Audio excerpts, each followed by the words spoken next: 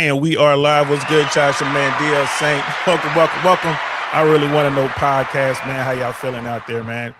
Bro, I hope you guys are off to a good start, man. If you're down here and if you're on I guess the East Coast and even down here, the Southeast, man, it's cold.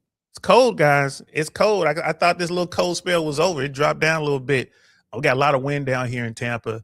And the wind chill is making it feel a little nipply, bro. It's a little nipply down here. But New York, you know what I mean? Like the Midwest, back home in Cincinnati and all you folks, man, I'm sorry you're going through what you're going through. Stay warm. Stay inside. Don't risk it. Don't forget to warm the car up. All that good stuff. I hope you got heated seats. So today, we're going to talk to a YouTuber that I discovered not too long ago, man. This brother is dedicated to what he's doing. He's working hard.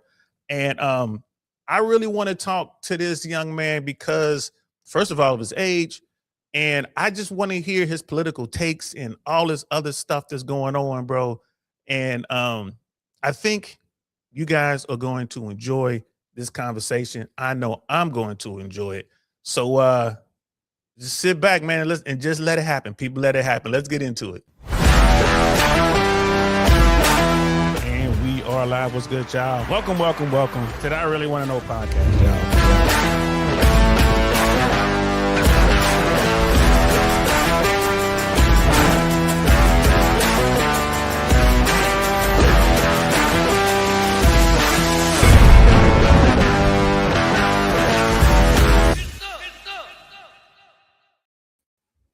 Get some indeed. Well, here he is, ladies and gentlemen, the man, the myth, the legend himself, King Leo in the building. What's happening, man? Don DeMarco. It's very cold in Miami today too, man. It's been dropped. It dropped yesterday. I don't understand why this keeps happening to us. It's terrible. It's Florida cold. First of all, it's Florida cold. I'm from Ohio, bro. When I was 8 years old, I got caught in one of the mini blizzards, but this particular blizzard was bad, man. It was like snow drifts up to 12 feet, man. It was crazy. And I had to, they sent me to school that day. Like, parents were gone, I had to go to school. So I'm like halfway to school. I get to like the babysitter's house or something, and they're like, school's closed, you got to go back home. So then I got to walk back home in this blizzard. So after that, all the grown-ups would ask me, man, they're like, when you grow up, what are you going to do? And I will always answer the same way. Like, I'm going to move. That's what I'm going to do when I grow up. And I did. Yeah. I believe it. Yeah. And I have an uncle in Montreal, and it's he's been there. I don't know how he does it, but for like 20 years. Yeah, it's been, I don't know. I can't do snow. I hate snow. I hate it. It's the worst. Man, it's the absolute worst. I'm with you on that. You see where I live, and I'm not trying to go back. I don't even like to play in the snow. Like, people are like, oh, let's go skiing. You catch me in the hot tub, bro. I'm in the hot tub the whole time. I don't want nothing to do with that. Yeah. So I want to, let's definitely get into this, bro. I just stumbled across your platform. Just kind of, fell into my feed. It might have been a thumbnail that caught me or something. So I click on it, and yeah, man, I will sit back like, okay, okay, let's see what's going on here. So I would like to start off, if you could just introduce yourself to everyone, man, and just kind of give us your story. Like, what got you to where you are right now?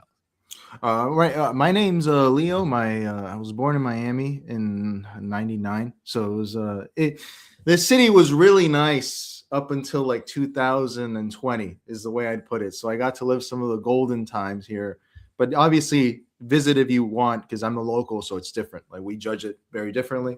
My mother was from Venezuela. My dad is from Chile, and it was like a multicultural household. And yeah, this was a great city for a long time. And I think what happened to me was, and I think we'll see a lot of people like this over the course of the next few years, is that I got screwed by COVID. A lot of people who are like these like older Zoomers, and even the younger Zoomers, like they some of them made out okay, but a lot of people, I had a lot of stuff lined up, and then they just took it away from me. They just like ruined it. And so, did some wayward stuff. I worked in Hollywood for a bit, but that industry got killed with COVID too. And eventually I was like, this is I always wanted to do film, and film's dead, but YouTube's here. So might as well try it out. And it's been fun ever since. So it's a great platform. I think it'll be a big company in the next, like it's already big, but I agree with Mr. Beast, who says like it's going to be the biggest company in the world at some point because they killed the film industry. It's over. Well, yeah, they've done damage to the film industry, man, but never count Hollywood out, bro. I've been out there long enough to see them deal with some things, but this especially with AI, with the where AI is going now, that has definitely took a chunk out of Hollywood. So I mean, a little bit about my we were talking backstage, but a little bit about myself. I'm a retired air traffic controller. I over 20 over 30 years in the business. I started out in the Army. I was a air traffic controller in the Army, but I was a paratrooper. So I was a tactical airborne air traffic controller, which meant I was a very highly trained grunt. I was still out there with the grunts doing their thing. Our mission was nothing like what I did for the federal government as an air traffic controller as a civilian, but I loved it. Wouldn't change it for the world. I enlisted in the United States Army to jump out of airplanes. I thought that was a job. They told me that was they're like, oh, that's a qualification. What job do you want? I'm like, nah, jumping out of airplanes sounds like a job to me, bro. And they're like, no, you got to pick something. So I wound up with ATC, and that led me to my career on the civilian side. I was sent to California. I was sent to Van Nuys, California, which was like right next to Burbank, San Fernando Valley. And you say you were in California for a little bit, in LA for a little bit. I'm a stand-up comedian. So, about a third of the way into my career, once I got comfortable with air traffic, I wound up in the comedy business. I started at the Comedy Store as a stand-up comedian and went on to be a promoter, producer, writer. I've directed some stuff, nothing big, just all like small little things, just networking and all that kind of stuff. So that business is resilient, bro. I think that the people in that business will come to YouTube, and with all the tools that AI provides, and then like the mics and stuff, the road stuff alone is enough. I can spend $2,000 or $3,000, and we could probably make a movie. Just go get the equipment we need. I think that I agree with that. Like in terms on the profit and money side, I just think that as someone who grew up in like still it was the 20th century, even like in the early 2000s in a lot of ways, like the vibe, you were like, oh, you can make The Godfather. I think if they made The Godfather today, no one would give a shit about it after a week.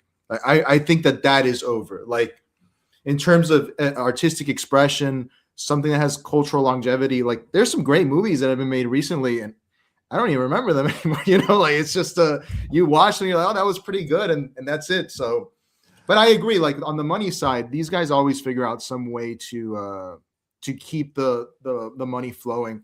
And I think with AI, they're gonna have an easier time. You're right, definitely.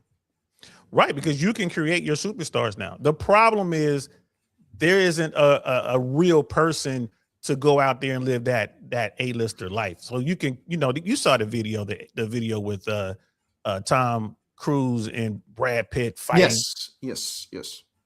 And here's the thing with AI. Brandon Carter says this all the time. Another YouTuber is like, AI is the worst it's ever going to be right now. Yeah.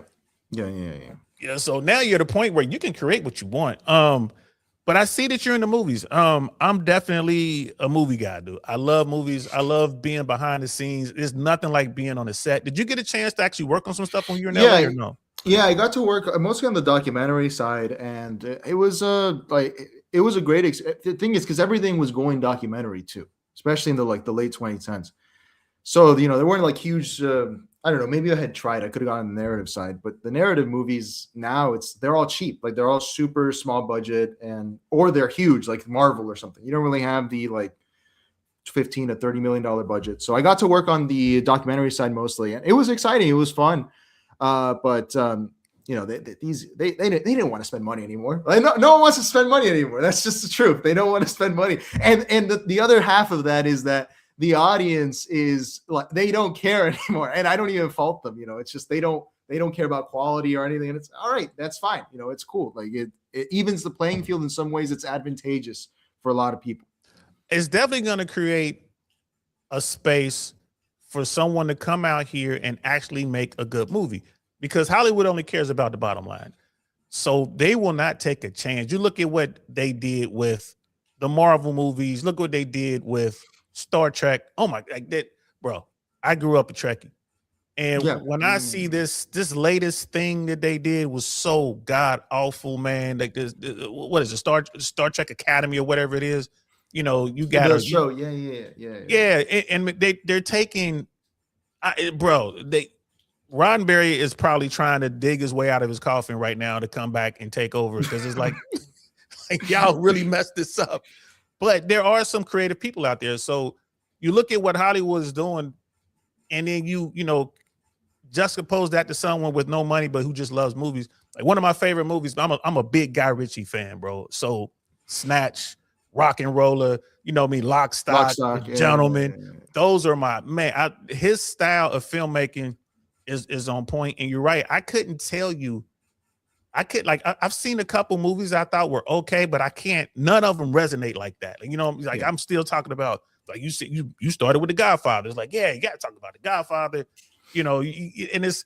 I think someone's gonna do it. I think that someone like you know what I mean? Like, you know, maybe somebody like us, we might come together one day down the road, got a couple extra dollars, and like, hey, let's make a real movie. You know what I mean? Go ahead. No, I think that there's this really odd thing where the people who have benefited the most from this are actually Black Americans. And you see it on Tubi. Like the only bits of creativity in terms of film, even if the quality is not up to par because of financial limitations, are on Tubi. There's the director, I think his name is Camille. He has a weird name. One of his movies, like the one that I started with, was called U, like the letter U, Toxic, and then AF. And you're watching these movies and you're like, there is actual soul in this movie. Like, there's heart in this movie. And I don't understand why it skews this way, because it seems like everyone has these tools, but you can find a lot of like good new cinema. It's not perfect, you know, it's not edited perfectly or anything, but you're like, at least there's a story here. Like they're trying, I see them doing something interesting. This is better to watch than whatever they're playing in theaters now. Like whatever they're playing in theaters is probably terrible. I don't even know what's playing. I went to. I was gonna ask you, like, bro, what's the next big movie? I don't even know, man. Yeah. I went to the theaters because like this weekend I saw the hype for Wuthering Heights, and I'm like, all right, whatever, I'll watch that. It was fine. It was okay. It was like a 5 out of 10. But as I'm walking through, I'm like, God, I'm like a geriatric 27-year-old. I don't recognize anything. It's like Avatar 7. There's no physical movie posters anymore. They're all digital. And you're like, okay, well, this is the end of the line. It's, bro, you sound like you older than me. I'm waiting for you. I'm waiting for you to tell it that, you know, like, oh yeah, that was a real movie. I'm waiting for one of those moments where you're like, that's not a movie. That's not how you. There's no, like you just said, like, wait, where's the poster? Like I'm like this. This is the oldest young dude I ever talked to. No. It's I was my producer and I talk about it. Like we were both programmed counterclockwise in a world that's clockwise, and it's terrible. Like it was a very real disadvantage for a long time.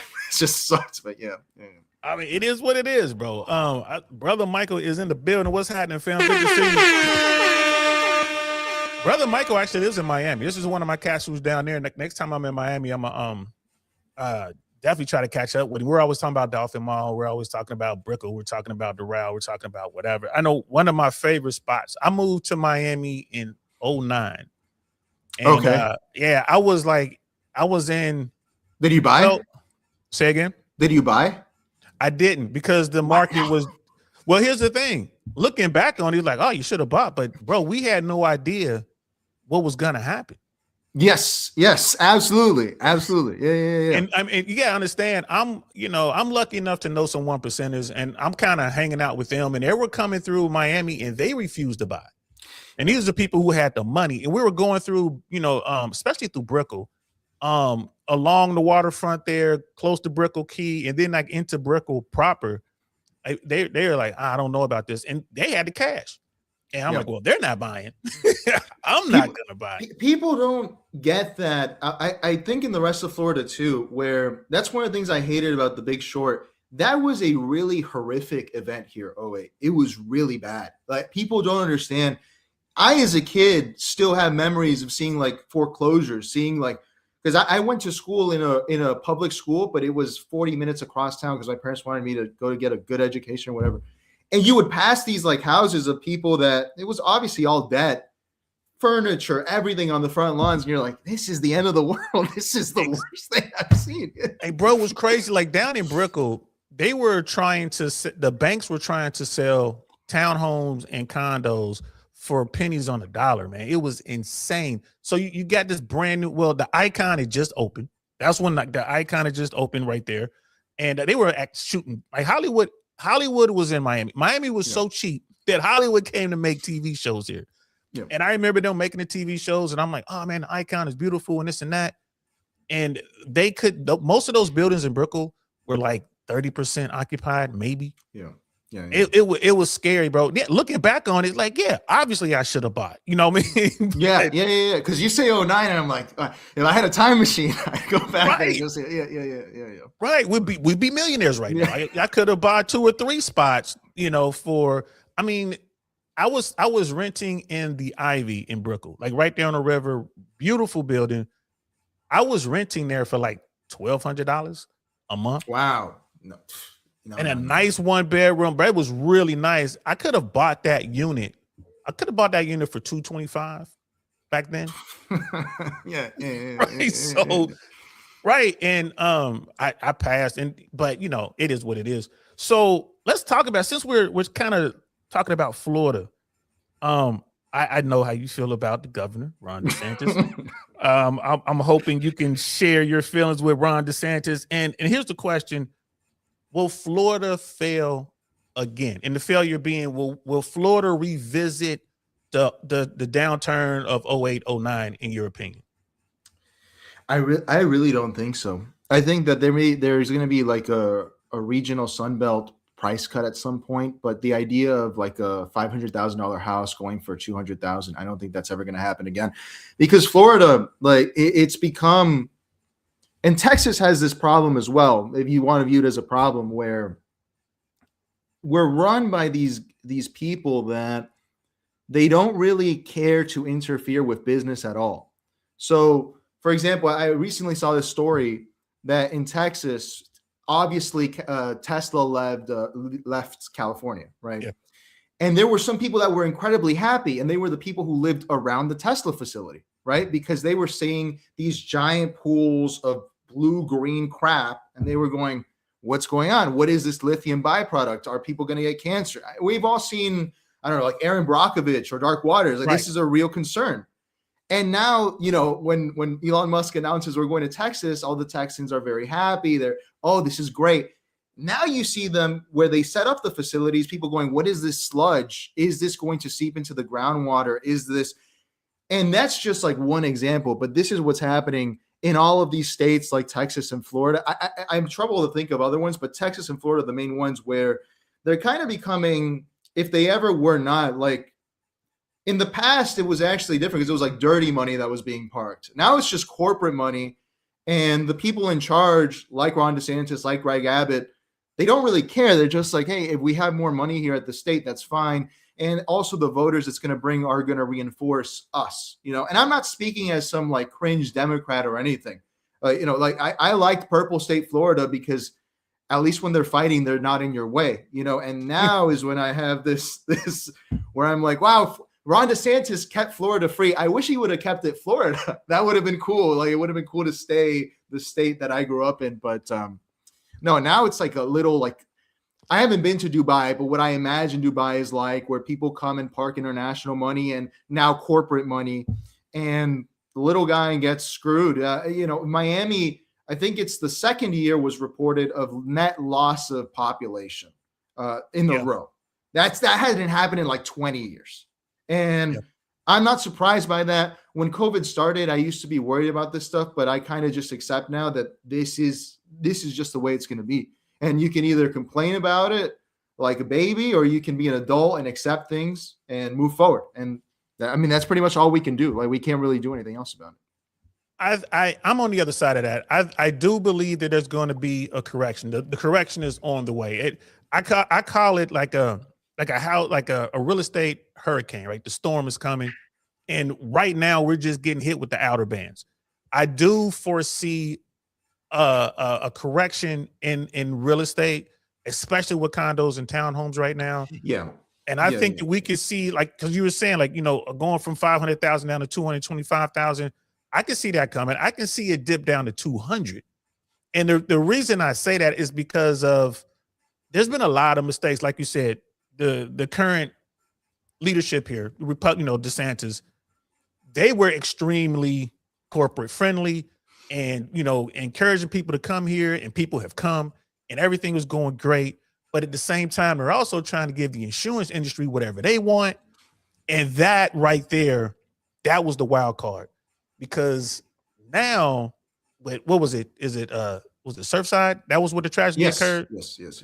Surfside came, which led to these new rules, and the assessments have come. So now you got people down here getting these, even up in Tampa, I'm seeing people with, $15,000, $30,000, $45,000, $75,000 assessments on their condos. They don't have the money.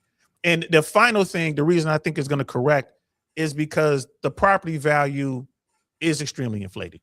I mean, it's a bubble. There's no other way to look at it. There's a bubble. And it's not just Florida. It's not just Texas, like the entire Sun Belt. People will point to California, and I'm like, California is its own beast, and so is New York.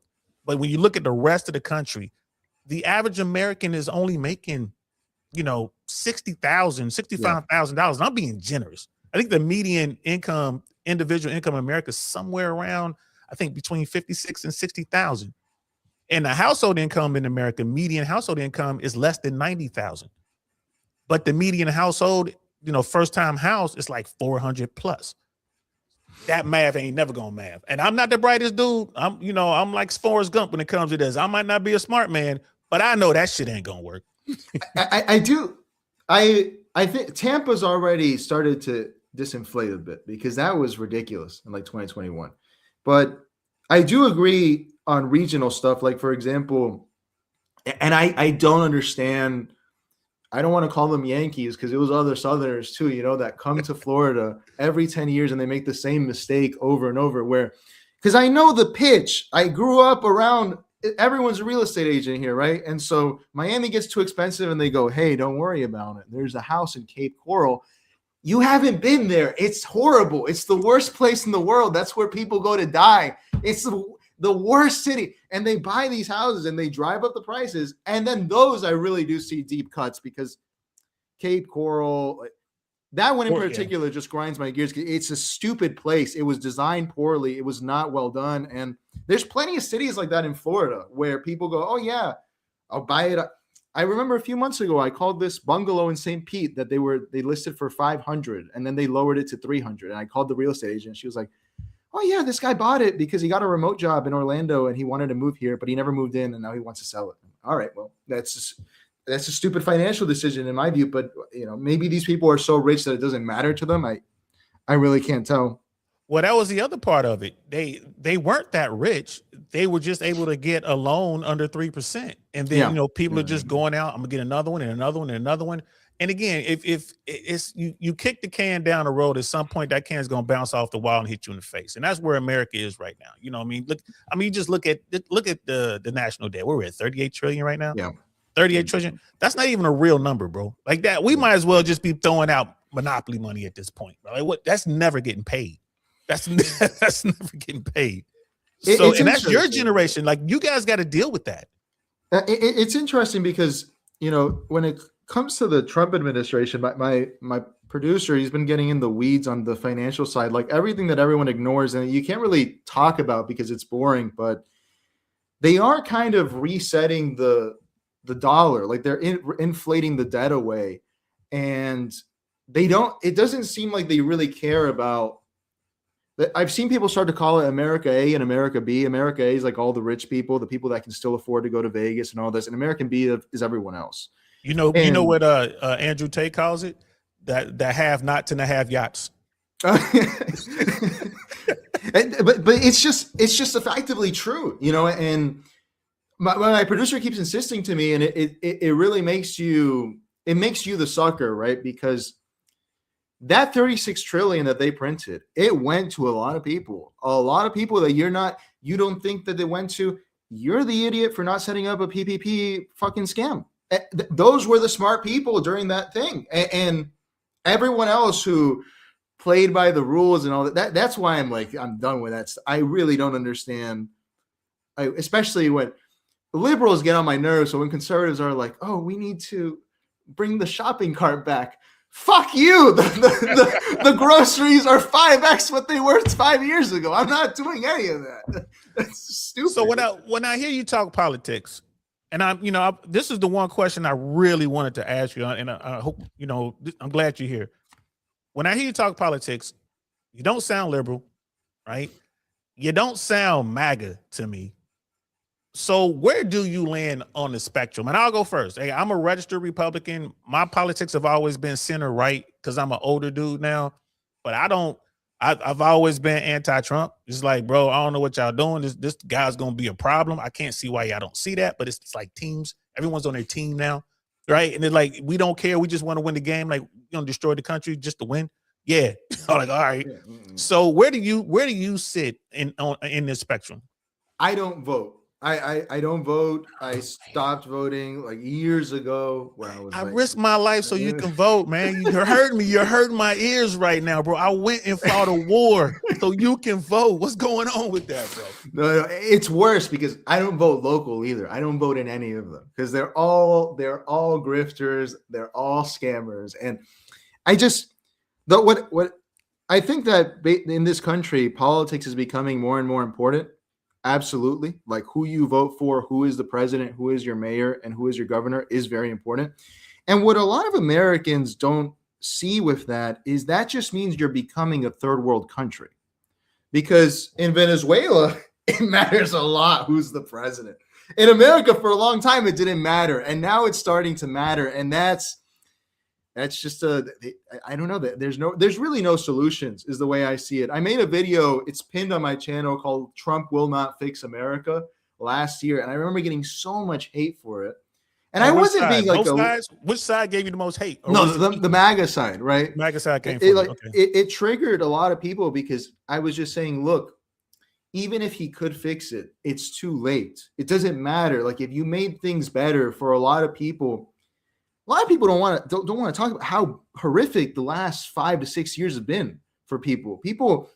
I remember when the lockdown started and I was like, do you know how many domestic violence cases we're going to get that we would not have gotten without this? Locking people in their homes, doing psychological distress, like hurting people. How many like self-deletes we're going to get? And a lot of people's brains were broken during that period. And in both directions, I don't just mean libs or conservatives. Everyone was affected by this. And I think a lot of people are just like pretty either nihilist or like consumers, and they're happy to consume. They're happy to have debt. And, that's just the way that America is now. And maybe it always was that way, but now it's really noticeable. Kind of. I mean, man, you're a smart kid. You know what I mean? I can hear you. Actually, you have more wisdom than catch your age. Like you're not running around here talking about 304s. You're not, because we're gonna get to that too. I would definitely want to talk to you about this whole red pill, blue pill, black pill, purple, gray, whatever the hell's going on. But the not voting thing, I went through a phase when I was real frustrated. Like when I was younger than you, I'd already gone to war. I got 18 years old, 18 and a half years old. I joined the United States military. I get through all my training. Right, I'm a paratrooper. I'm ready to do my thing. I go off to Desert Storm. We do whatever we do. I come back home. And, it wasn't a whole lot of thank you for your service back then. It wasn't as bad as Vietnam. It was way better than because I served with my sergeant major was in Vietnam. And, he was like, yeah, this is definitely way better coming home. But a lot of folks are kind of looking at you like, dummy. You know what I mean? Why would you, you know what I mean? And I was a little frustrated. But I never lost complete hope. It sounds to me like you're just like, because you have a voice, you have a platform, you're growing, you have a lot of people that listen to you. And when you say something, they research it. It's like, all right, you got power, bro. You like getting your way to a position where you got chips in the political game, especially in Miami, but you refuse to vote. And it's like, oh man, I got to figure out a way to get you to vote. Would you even consider running for office? I would in a specific way because like the channel, our guide, the guy that kind of made my life make sense was this French philosopher called Baudrillard. And his whole view. It's funny you said Desert Storm. He wrote 3 essays, and they were called "The Gulf War Didn't Happen," "The Gulf War Is Not Happening," and "The Gulf War Will Not Have Happened." And he wrote them all when it started. And it's crazy stuff where you realize, like, wow, this was the first. I mean, you've seen Jarhead, like this cybernetic war where it kind of happened, but no one really remembers it happening. It's like this forgotten war, like Korea, but more digital. And but what he always not preached, because what he was just pointing out, he was like one of the first simulation theory guys. He was saying, listen, you can only win really, and winning is a weird way of putting it, by pretending harder than they pretend. That's pretty much the only way you can win nowadays. Like most political, social, economic changes only come from forcing the issue. Because I don't know, like for example, if someone wants to ban self-driving cars, right? The government, let's say of your city, wants to start to introduce them, right? Like in Miami, we have Waymos now. That started like a month ago, right? Wow. What you could do, and what most people would think to do, is to say, oh, I think we should start protesting against these cars. This is a bad idea. But what I would suggest is that you start protesting and saying we should make it illegal for humans to drive cars at all, because these are the only safe cars there. And it's an ask that's so ridiculous that it has to activate the government to actually do something and actually contend with the issue. But if you're just reinforcing it by going against it in this traditional sense, and as things get weirder and weirder, we're going to see a lot of movements like this. Like a huge inspiration of mine is Cody Wilson, who's this Texan who started this company that's called they make this thing called the Ghost Gunner, which basically it prints like 3D prints a gun, right? To put it real simple. And it's legal. You know, you don't have any problems with this, using this machine. And when he started doing it, states started banning it. And they were like, there's a huge problem here with these ghost guns. That's the Attorney General of New Jersey that made that up. And he was like, ghost gun, I like that. I'm going to call the machine the Ghost Gunner. That's cool. And he's like, it's like that will actually, and it made it more popular. It actually won. That's the only way to win, I see nowadays. You have to like dream a little bigger. And it takes work. It's not easy. Like the people who have successfully done politics in the past year has probably been Zoran Mamdani, and now in Florida, this Fishback guy. But I don't know if he can win. It's going to be difficult, but at least they're interesting. I think, yeah, and definitely want to talk about Mamdani and Fishback. Don't let this interview end without us talking about those guys, because I want to talk about. I remember I was in the chat when you were showing your video when you were talking. Yeah. So definitely want to talk about that. But I'm hearing you, like, you understand America's political process, and it sounds like you've been studying it, you're watching it. You know, I mean, you're young, you still got all this energy, and you know what I'm saying. Like, you're social. I'm pretty sure people shake your hand. You don't come off as like this crazy weirdo, you know, left or right. Like, you kind of, you know, you got your town. You're bending, like you're breaking all the rules. Like, if I were to see you sitting across the room, I would wonder, like, what's up with dude over there? You know what I'm saying? Like, what's up? And I'm gonna think right away, like, oh, he must be someone's staffer, or maybe he's into politics. And now I would sit down and talk to him, like, oh, okay, like this guy, he's a radical. Like, you're a old school, trying to be like the founding fathers type radical. You know what I mean? So why not take that energy and continue to work with like the young folks, man? Because you're taking politics, entertainment, and you're blending this in with the young folks using this new medium, you know, social media, YouTube, and all that. And you're having success. Yeah. But again, it's like, but you are participating, but at the same time, you don't want to participate. I'm trying to get my head around that. I the way I see it, unfortunately, because I never liked him, but I think he was pretty much right, was you know, like the George Carlin, sit back, like light your cigar and just watch the whole thing burn. Because I never liked him. I always found him to be like a cynical guy, but he was right about that. What I see the problem is, especially with young people now, is it's dissipating a little bit. But I saw it a lot in college back in like 2017 and all this, where people get obsessed with politics and they neglect everything that actually matters in their life for this. And that's where I go, like, oh, okay, here we have a problem, because there's no reason. I remember this meme started under like Trump won. There's no reason you should be telling your grandmother that she's evil at the Thanksgiving dinner table because she disagrees with your political views. I just don't see what excuse there could be for that. Your grandmother could be a National Socialist Hitler person. It doesn't matter. It's your grandmother. Like, Right. we are losing all sense of loyalty of that's your grandmother, and that's what really disturbed me as things have gone on, where even now we're seeing it where America is like the country that produces probably the most schizos in the world, I think, at this point. I was reading this Twitter thread of this guy who was saying that the reason that Trump was going to bomb Iran is because the Ayatollahs made a deal with this like underground devil force there that lets them harness some power. This tweet had like 80,000 likes. And I'm going, whoa, this is crazy. You people are going crazy. There's no way you look at that and think that's a normal, real thing. It's just, so that's why I'm very like with the politics proper. I'm like getting involved. These people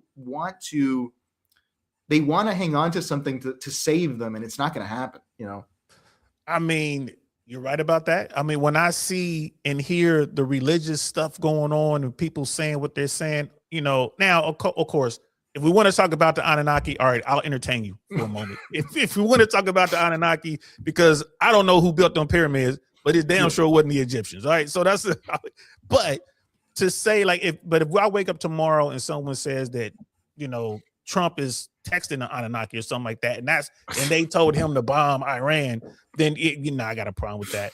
I got a real problem with that. And when I served in the Army, we trained to fight Iran. That was it. That was like all the guys I served with, all the older soldiers. They're like, we're gonna go get Iran at some point. And I just thought, that boat done sailed. I guess we'll never get them. And then here we are when I saw this, and with Rubio, let's kind of get back to where you at. Marco Rubio wants to get Iran, Cuba, and that thing down there in Venezuela. So all that's coming from Rubio, right? So I want to ask you two things here. First of all, I want your take on what Rubio is doing, and I'm pretty sure you understand why. Like, you guys come from the same soil, and you probably heard the same thing from the old folk. I get Cuba, Venezuela. I kind of understand that. But the second thing is, what's your take on? Most people say Trump is in office now because of the Latino vote. What's your take on that? Did that community vote against their own interests? I say yes. With respect to what's going on with ICE and everything else. So go. Not to put you on the spot.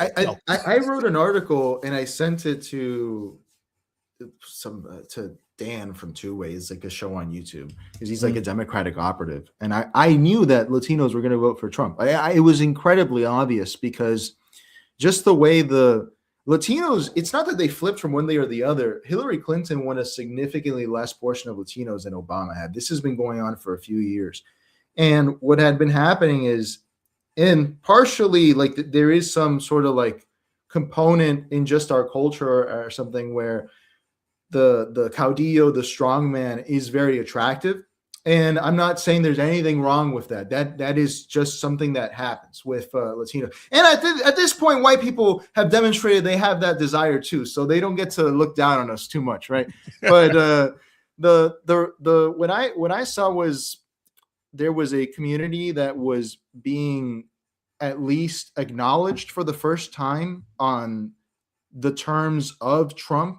Like, a lot of people, I remember when he tweeted the Taco Bowl tweet back in like 2016, he had a Taco Bowl and he was like, I love Mexicans. My favorite taco bowls are the ones at Trump Tower. Happy Cinco de Mayo, right? And I saw this and I was like, this is the first time that I see a white guy address us on his terms. And that is a lot more respectful than you showing up and speaking in broken Spanish and trying to like relate to someone that you have nothing in common with. Like, in saying, I like to enjoy it's modified. There's no taco bowls in Mexico. I like some of your stuff in my way, and it's cool.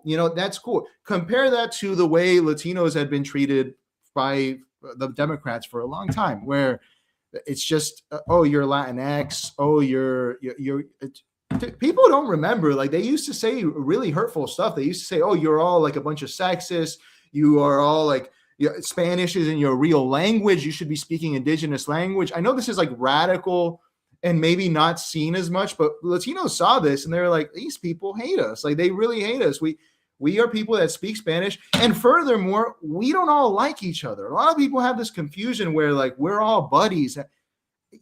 The World Cup's happening. Do you know how much shit I'm going to talk about Colombians for like the next couple of months? It's going to be like it's the most racist stuff you're going to hear. But at the end of the day, we're all brothers in some way or the other. But this idea that Democrats came in, they're like, oh, you're all the same people. It's like, obviously not. So in my opinion, they deserved to lose the Latino vote, the Democrats. I'm not sure if it was good for the Latin community in a lot of ways. I think the Venezuela operation was very good beyond in America, like for Latin America, if it all pans out well. If I can jump in there, the Venezuela operation, how did that hit you as a young guy? Because I know how I hit the older dudes. Like, I'm in my mid-50s.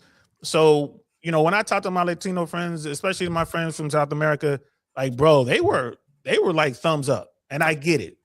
Yeah, I remember because I went to bed 15 minutes before they actually got him because I had family calling and they were like, dude, they're bombing. It was like real. It was like, this is crazy. This is actually going on. Oh, they were hitting you up in real time. Yeah. Because I have cousins and stuff down there, and they were like, oh, this is happening. This is crazy. There's no light. But when it happened, obviously in Miami, there was like a huge, you'd expect like people to be like, yes, this is good because Cuba's lifeline is Venezuela. So this should affect Cuba theoretically. But what I was incredibly pleased to see it because I'm half Venezuelan and half Chilean. So I can speak a little bit from the outside. There has been too much Venezuelan immigration to other countries in Latin America because of these people. These people are look, I understand people that defend maybe like the Cuban political system or something, right? That's fine. The Venezuelan one I would contend with, right? But the economics are indefensible. These people are straight up criminals. All they do is steal. Like they literally, how do you mess up the oil industry? It's literally, you could have hired Chinese engineers to fix it. They don't do it. These people are criminals. They steal all of this money. And then a bunch of Venezuelans go around Latin America. And we had a huge crisis in Chile because I don't know. Have you been to Chile? I have not. I've been to Colombia. I passed on Venezuela. Yeah. Chile has an unfortunate thing where like Chilean women are very good wives. Like they're very good at cooking. They're very good at they're very good, right? But they're not Venezuelan looking, right? So we had a huge like uptick in divorce when the Venezuelans showed up because people were like, "Oh my God, there's all these hot ladies over here now." And I mean, the Venezuelan women always win like Miss World, Miss Universe. Like that's what they're known for, having the most beautiful women on the planet. And that's like a small amount of instability. But what they did in Peru, the Venezuelans, because people also don't get this. Venezuelan gangsters. I remember when this started here, where like you get videos out of O Block, and like Americans were like, "Oh, we're gonna." And I'm like, dude, you don't understand Venezuelan gangsters. I think the only country that's comparable to them is South Africa. And my mom is from the hood there. So she knows, like, she's like, these people enjoy killing people. It's not like, oh, for money or something. They'll be like, oh, this is just fun. Like, oh yeah, we'll just do this. And I was like, especially when the Democrats were defending these people, I was like, these people are bad people. I've seen them in Venezuela. I saw them in Times Square, and I was like, this country is going to get destroyed with these people. These are scary gang members, man. It's not like the Bloods and the Crips. These are people who are nihilists. That's why I push back a little bit because our homegrown gangsters here in the U.S. every bit as bad. And what I feared about, like when we get gangsters from outside, coming into America, Americans become better at being thugs because it's like, oh, if your Venezuelans come in here and they're bad, like, oh, we're gonna show you bad. Like I know dudes, they're like Chicago, Southside Chicago, those dudes going around, they'll pop somebody just because they want to. I mean, you see stories of guys getting released from prison, and within a matter of 18 hours or so, they've already committed another 187. And when you ask them why, like, I just felt like it, right? Yeah. So it's like I don't care how bad they are in Venezuela, or El Salvador or Mexico or Vietnam for that matter. When they get to America, like Americans are like, hey, bro, we number one, man. It's the USA, bro. You ain't gonna out thug us. So it's one of those things. Like I hear you. I'm not trying to lessen what you're saying, but it's just like I also don't want the Super Bowl of gangsters over here in America. Like they're trying to get better. You know what I mean?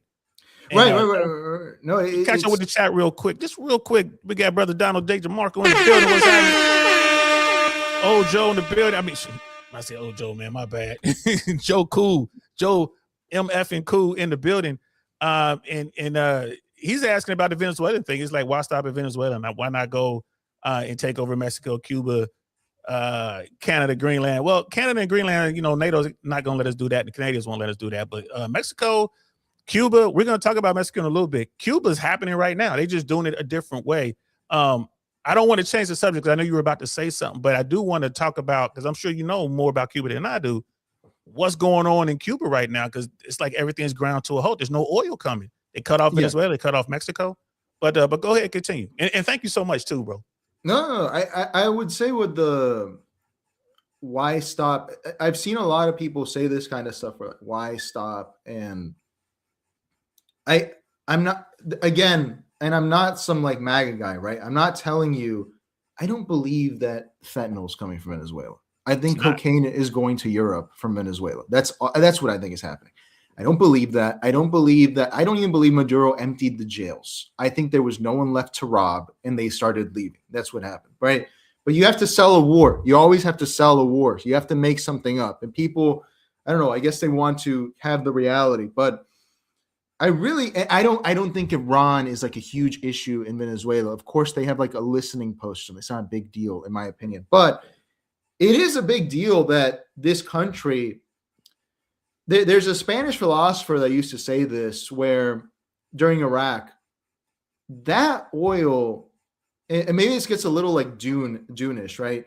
But that oil under Venezuela does not really belong to Venezuela in a lot of ways, where I would love to see Venezuela wealthy from oil. I really would.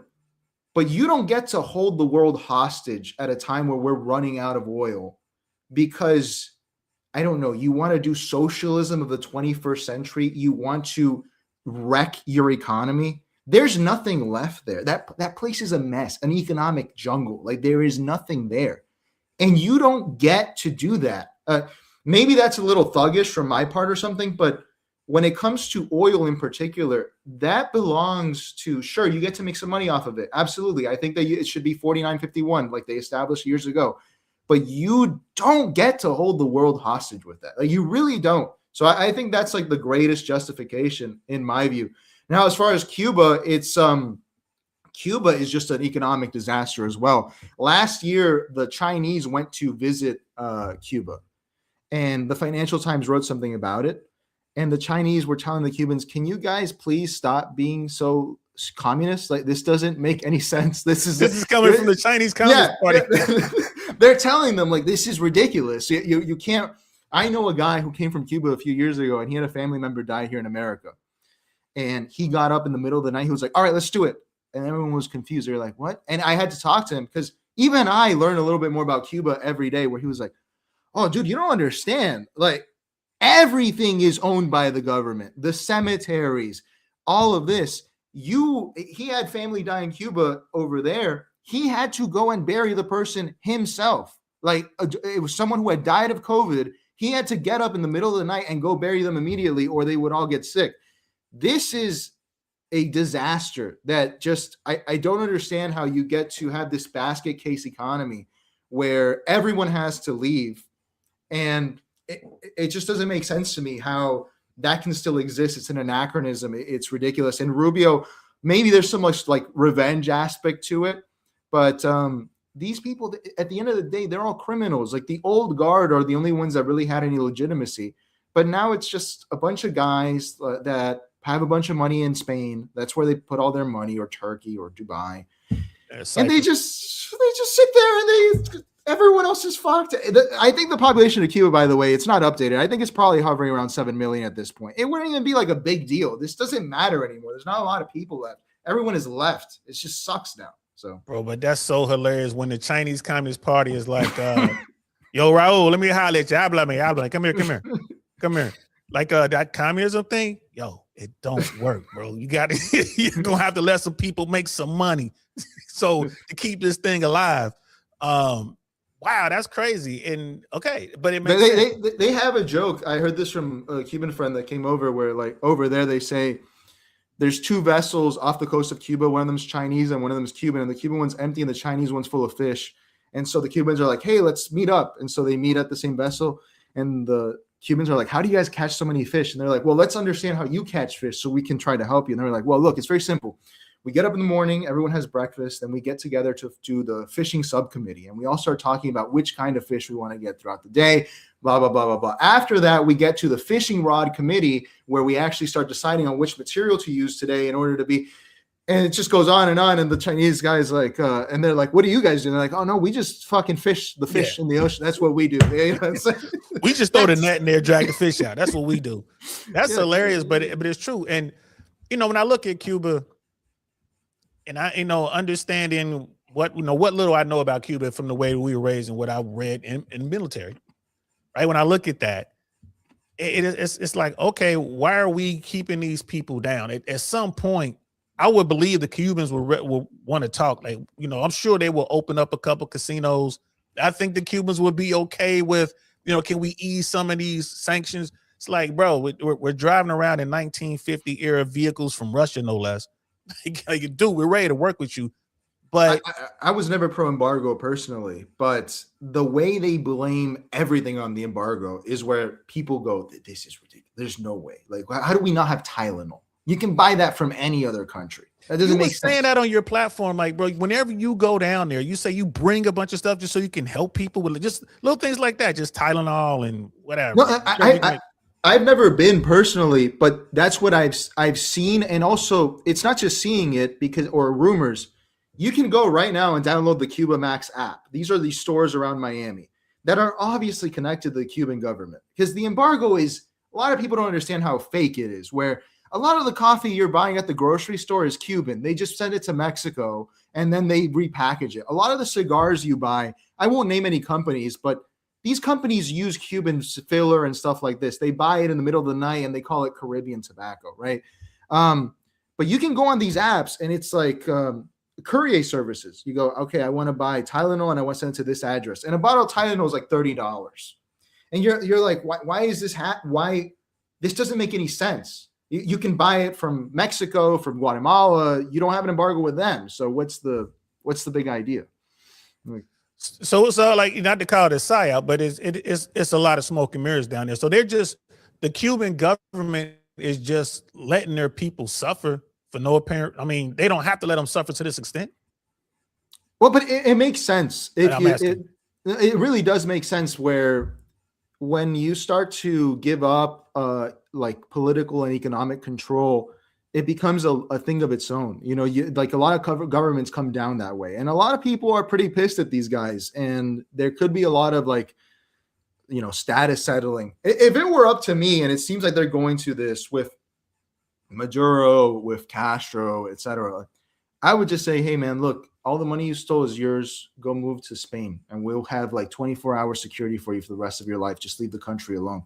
That's what I would think is the cheapest and best solution. But I guess they're doing special ops now. So, that's how they do it. I think that was the deal, man. Like, because Maduro said that before he got snatched. He's like, look, I'm agreeing to everything that they say they want. He's like, all I want is I want to leave on my terms and basically my timeline. He wasn't saying I want to be here for another 20 years. He was just like, let me map out my exit plan. He was ready to go. And they snatched him out. But to your point, like, okay, we want to do so. Here's the thing with my take with this government. The more traction the Epstein stuff gets, then you see these missions pop off, right? That's why I was really worried about Iran. I'm like, all right, they're really coming. There's a rumor out there that there's only 2% of the Epstein files are released now. They're saying like it's like 98% more files out there. If that catches traction, I'm like, oh, we're gonna wind up going to war with somebody, and then bam, in the headlines the next day, America might go to war with Iran as soon as this weekend. Like, yo, so every time that something like that, I agree. Like the Epstein one has been too, but also like the silly stuff like Greenland or Canada comes up right at a time where it's like, oh wow, we're going to do a war now. All right, interesting. Like it really does come up that way where like the distraction is there and people eat it up. I understand that people are sensitive about the Epstein thing, but I'm just kind of like, dude, no one is going to go to jail. We're just making ourselves crazy. Like, this is not in this country. No, you in the UK, you anywhere else in the world, yeah, you're gonna do some time. But in this country, I mean, we're locking up one of the princes. The princes get locked up over there. And this is another thing. I think that with the MAGA folks, I talk to my buddy about this all the time. But like, hey man, I think MAGA is gonna boil down to the absolute hardcore of the hardcore. I think it's gonna fall somewhere between, I don't know, maybe 18 and 22%. I think maybe. But that's it. I mean, I think everything else is going to boil away. And then I saw Marjorie Taylor Greene float away. Bobart is kind of, doing her thing. I'm like, wow, okay. Like it's really happening. And as far as like going into this midterm. Yeah. Any Republican, any MAGA Republican in Florida, I think they need to be worried. You were talking about, is it Fishback? Yeah. Fishback. Man, I don't, him and Byron Donald, I think they could forget about it. I really, I think that, I think Florida goes Democrats, big time Democrats. Oh, no. Yeah, 2026, I think so. Just midterms, I think so. Tell me where I'm wrong. Oh, midterm. I thought you meant governor. I was no. Midterm. Yeah. They have this state locked down, man. Because I've known people that have worked in the government here, and they're like, dude, the amount of, you wouldn't call it gerrymandering, but redistricting that they've done here. Like, this is a Republican state for the next 50 years at least. So it's not. There's no way out. Definitely for the midterms, 2028. I don't know. I mess around a little bit politically down here. Florida does it different. Florida does it different. What's your take on this? No property tax thing. I think it's I don't mean to be offensive, but it really is like a boomer giveaway in a lot of ways. This is what they keep doing. Hold on, you think I'm a boomer? No. I just mean to anyone in the audience. I am a lot of Trump stuff is this way too, where it's like a boomer giveaway. And listen, I already have a huge problem. I don't really care anymore, but I'm sure you've seen the 55 plus communities in Florida. That should be illegal. You are literally discriminating against everyone that's not 55 plus. And these people already, a 55 plus community house costs like $300K. It's really cheap. And they get to do that. They now it's no property tax. Where's that windfall going to come from? DeSantis says he's going to raise the taxes on hotels. All right. Yeah. Oh, sure. Let's wait till we see sales taxes go up, because that's going to happen. He also said he wants to eliminate tolls. And so what are we going to do here? This doesn't make any sense. Where's money going to come from? It's just, the whole thing's ridiculous. Like the economics of the state have really, look, Fishback has his issues and everything, but one thing that I've been angry about for a long time, and not because of anything political that has to do with this, Miami-Dade County put like a bunch of our money into these Israeli bonds, and they pay like 2%. And I, as a finance guy, because that's what I did for a bit, I was, how are we putting all this money in this? This is ridiculous. And then the state did it. And you're going, how much? 300, I think it's 300 million that the state put in this. You're like, why are we doing this to ourselves? Like, we're losing out on, we should put it in fucking Bitcoin. That's better than this. This doesn't make any sense. It's just. Yeah, especially if they'd have caught the dip right now. I don't know. I mean, where's Bitcoin today? Last time I looked, I think it was around 64. Yeah, something like that. Something like 64. I mean, it's like anything else, man. It's like you said at the very beginning, man. Like there's definitely two Americas, right? And I like what Tate had to say, man. It's the have yachts and the have nots. And if you ain't got a boat down at the marina, bro, you know what team you on. And the people who voted MAGA, they just they voted in a bunch of money for wealthy folks, and even like you said, with the older folks, that big beautiful bill bullshit. It's like, okay, yeah. I know a lot of veterans who were just devastated by that. Like the VA money is kind of not drying up, but they're cutting back. A lot of veterans are getting hurt. And what gets me is these guys are still doubling down hardcore. Like, well, Biden messed this up. I'm like, bro, Biden? Like, where you been, homie? Like, it's not him. I do see that. I used to go light on Trump for the stimulus he did on the first term, and I used to go harder on Biden's. But Biden's, that's the thing. his was bad too, where Macron, I didn't know this till recently, Macron begged Biden to stop the Inflation Reduction Act. He was like, dude, you're exporting inflation across the world. You're going to destroy the world economy. And he said, I think he literally said, watch me or something like that. And you're like, wow, this is great. Like, it really is, not to be trite or anything. I don't want to be George Carlin, but it's a uniparty. Like it's getting ridiculous because even with Trump, the Democrats are the most pathetic political party I've seen in my life. Like these people, if you think they're fighting for you, like anyone who's still a self-identified Democrat, to me, I don't understand it. They clearly don't care about you. They are clearly in on the grift.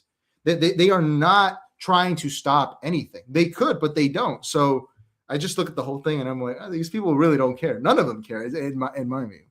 They don't care, bro. And right now it's not that people support the Democrats. It's more that people are against the current administration. They're against Trump. So it's two-party system. Where's it going to go? You don't want to waste that vote. I didn't want to vote for Kamala Harris. I didn't. And one of my homies had to sit me down when we wants to talk for 35, 45 minutes.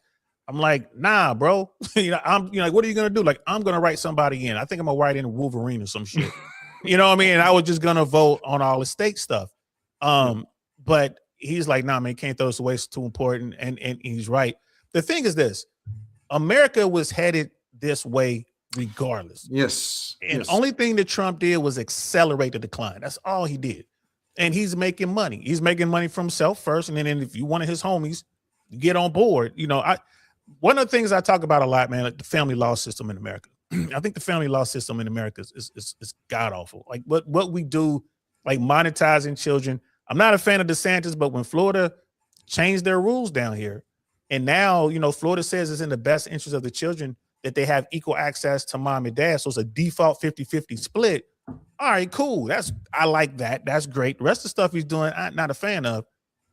So when I see this sort of thing, I'm like, look, bro, this what we got going on with the Democrats is like, if y'all really want men to get involved and help you guys vote, help with male issues. That's one of my things. And I'm older, bro. So sometimes I lose my track of thought and I'm like, where the hell was I going with this?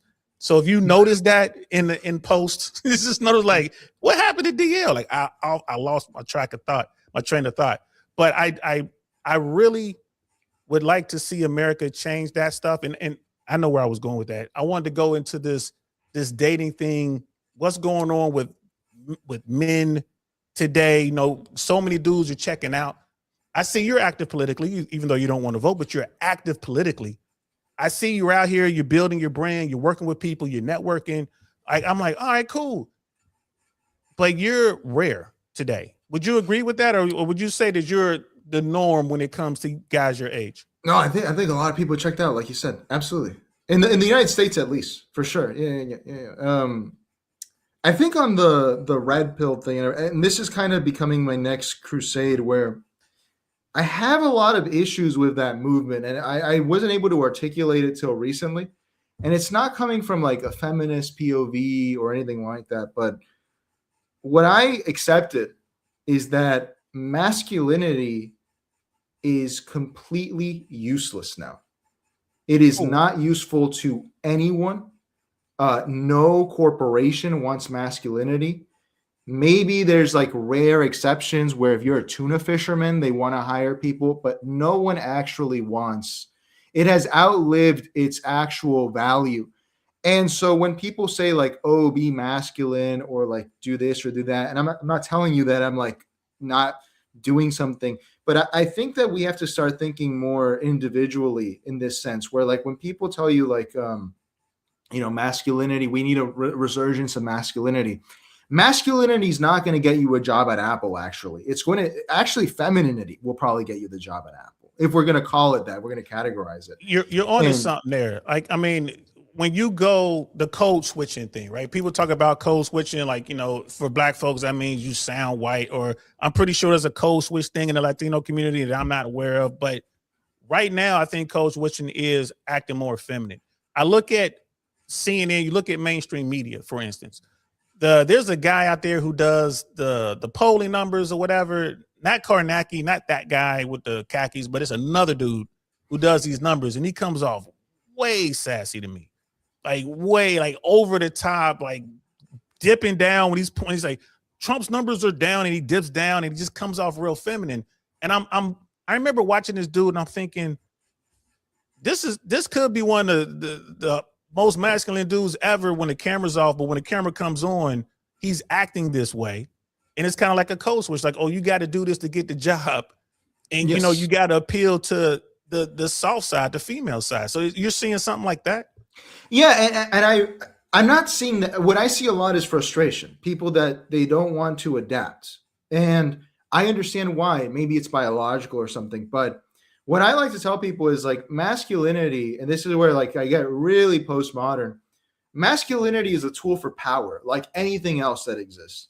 Where masculinity, the only reason that we're told to be masculine is because even 100 years ago, but a couple thousand years ago, some guys wanted to kill each other and they were kings and they said, hey, you're a badass. You're masculine if you go out there and kill someone you've never met before and take their gold and bring it to me. And what I've realized over time is that everything that can be used like that is used. And it's unfortunate, but people want to not achieve something individual. They still want to be like, oh, I'm masculine. You know who the most masculine guy in the world probably is? The guy on the first wave of D-Day who got shot immediately, and then a bunch of ships came and they were all stepping on him, and his skull caved in, he was smashed into and there was nothing left to bury. That guy was super masculine. What did that get him? Like, oh yeah, some people said he's a hero. What did it get him? Like masculinity, I really am seeing it as a tool for power, where it's like whenever we need to do something that is violent or you wouldn't do normally, it's like, oh, what are you? You're not a man. You're not willing to do that. And it's like, you know what? Maybe no, I'm not willing to do that. Maybe I'm not masculine then. How about that? Maybe I'm not going to sign up for the army. Maybe I don't want to be masculine, you know? And in addition to that, in our capitalist, like neoliberal society now, you're masculine if you buy the straight razor, if you buy the like the men's kit, or I don't know, you spend a bunch of money on like an expensive gun or something. And I'm just like, this is clearly a grift. Like they're grifting us. Okay. Here's the other side of that. Like that guy who was on the first boat, you know, on Utah Beach or Omaha Beach, and like you said, he steps off the boat, he runs into a German MG, you know, he goes down, right? Yeah, that dude is masculine. What did he get? What do we get from that? Well, we got America, right? If it weren't for him and all those other men who climbed over the side of the ships, you know, all those guys in the 101st and the 82nd who jumped in behind the lines, you know, all those French civilians who were fighting, you know, the Germans, that's what we got out of it. And we need that in society. Like we need men to be men. I think the problem in America is America wants men to turn on a switch and be a violent man when they need it to save America, which means saving the 1% now. So I'm with you a little bit because I'm hearing you. And I'm like, all right, here's the thing. You know, you talk about, you know, go back a couple hundred years.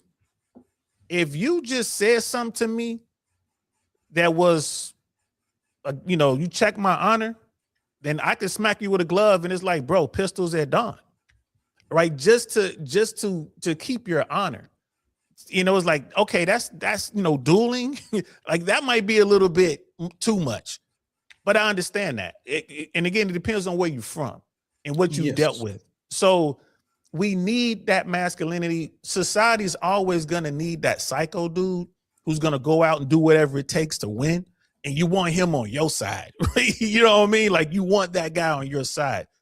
I think that men need to get to a point in America where we find that happy medium. I'm not saying like if you came to me as like, yo, Saint, this guy challenged me to a duel. I'm not gonna say, all right, man, let's get you ready and get your pistol ready and go out there and face this man and defend your honor with your life. I'm not saying do that. But if let's say the Chinese came up through Mexico and was threatening America on the southern border, then I'm going to grab you and say, hey, man, grab your weapon, come with me. We got to defend this. We got to go do this. So it has to be a happy median there. And I think that what society is doing right now by labeling men toxic could bite us in the ass. Because at the end of the day, if we don't defend what's ours at some point, it's kind of like what you were saying about the Latinos. You're like, the Cubans might be talking crazy to the Panamanians, who might be talking crazy to the Guatemalans, who might be talking crazy to the Mexicans, but let somebody from the outside come talk to y'all. Y'all like, hold on. We still, it's still us, right? This is still us. Calm down. I think that's America needs to do that. We got in my opinion, a stupid man in the White House. We got a very, terrible administration. But if America gets threatened by outsiders for real, then I think, Americans need to step up. And right now we don't have the guys that can do that. Because even in the military, when I was getting out of the Army, they had this thing called a stress card, right? So you've seen all the movies and all the, military training and how hard it is. A stress card was a card that you can pull out when you were feeling stressed in training and basically get yourself a timeout. You just pull out the card like, oh, I'm sorry, drill sergeant, go my stress card. I need to sit over here. You need a timeout. And when they first came out, guys are, when I was on my way out of the military, these guys I got a stress card. It's like, man, give me your stress card. I'll grab that stress card, put it on the ground, and you know what I'm saying? I'll relieve myself on that stress card. Now go ahead, pick your stress card up, put it back in your pocket, and get on over there. You need them hardcore dudes that's going to do what needs to be done to protect what's ours. Even if we only get a little bit of America, I'll still take my little bit of America compared to what, like what your mom and dad went through in their countries. God only knows what they went through in Venezuela. And, I've talked to people from Brazil.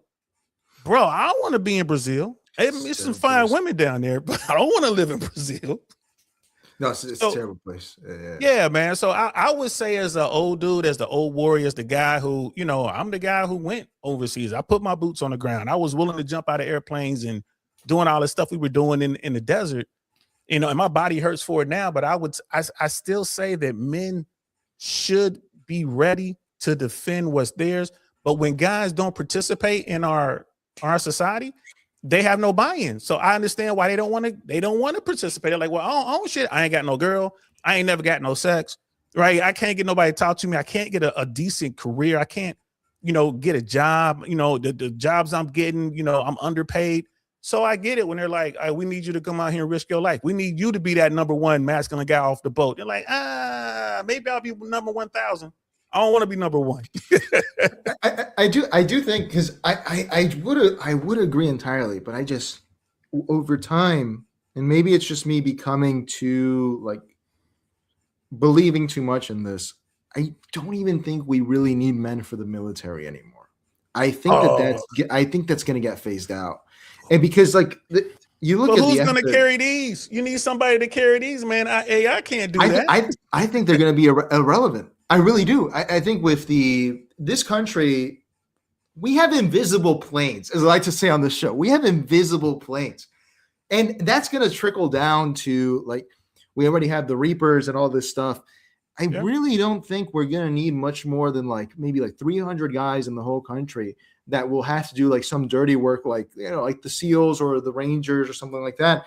But as far as the rest of the military force, apart from it being very expensive, we're going to find a way to innovate out of this. Like it's already happening. And by the way, I'm not being pessimistic. I'm not telling men that it's not going to get better or something like that. But what I will say is, like, if you're a guy, look, like you see it happening already where you see the rise of looks maxing, right? And I think this guy, Clavicular, is like probably a genius, honestly. I really do, because what we're seeing here is that as society has gone on, the people who are going to win actually are the men who are least masculine and the women who are most masculine.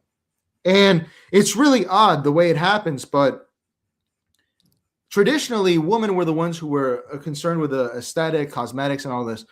Now you see men doing it. And women in the past were the ones who were at home doing stuff. Now they're the highest earners, or they're the people who can get jobs. And as this happens, like this inversion of what's going on, you can cry about it, you can be mad about it, but at the end of the day, if you get ahead of the whole trend, you could come out on top. Like you could actually do very well doing that, in my opinion. Like if you're a young woman now, I would tell you, like, hey, try and go get a career. You would probably do really well. You have the skill set for it. And if you're a young guy, I'd probably tell you, like, go looks max, do this, do that, and try to find a woman with a career that you guys can work together or something. Like, Leo, I just don't see you somewhere hitting yourself in the face with a hammer, trying to get your jawline together, bro. I just don't see that happening. I could be wrong, right? Because no, I personally, I haven't done that, but I'm just saying that these are people that I'm seeing, these like young guys that are of this community. And I'm like, these are the first people who I feel like are of the 21st century, like men that are going like, screw all that old stuff. I'm not getting in dumb fights. I'm not doing this. I'm just going to look my best because that is what is valuable now. Like that's what gets me famous, gets me on a runway, gets me money, gets me that. And at the end of the day, there's always going to be people, whether we like them or dislike them, that are going to do the most profitable thing and they will set the trends. That's always the way it goes. Like it's a minority that comes from the outside and they set the trend. So do you see this trend catching on, man? Because I'm sitting here listening to you, and this reminds me of what I guess Xerxes said this, when, looking at his army, he's like, oh, my men are made of women parts and my women are made of men parts or something like that. And I'm listening to you. And that clavicular, is that how you pronounce his name? Clavicular. Yeah. All right. That kid to me seems like a kid who was raised in a home where everyone gets a trophy and there was plenty of timeouts. And, if there was a man present, the woman in the house kept the man from being rough and tumble. Cause I think, young boys should be rough and tumble. I used to jump off of everything I can climb on top of when I was younger, bro. I climb on top of the garage, jump off of that, climb up the trees, jump out of the trees.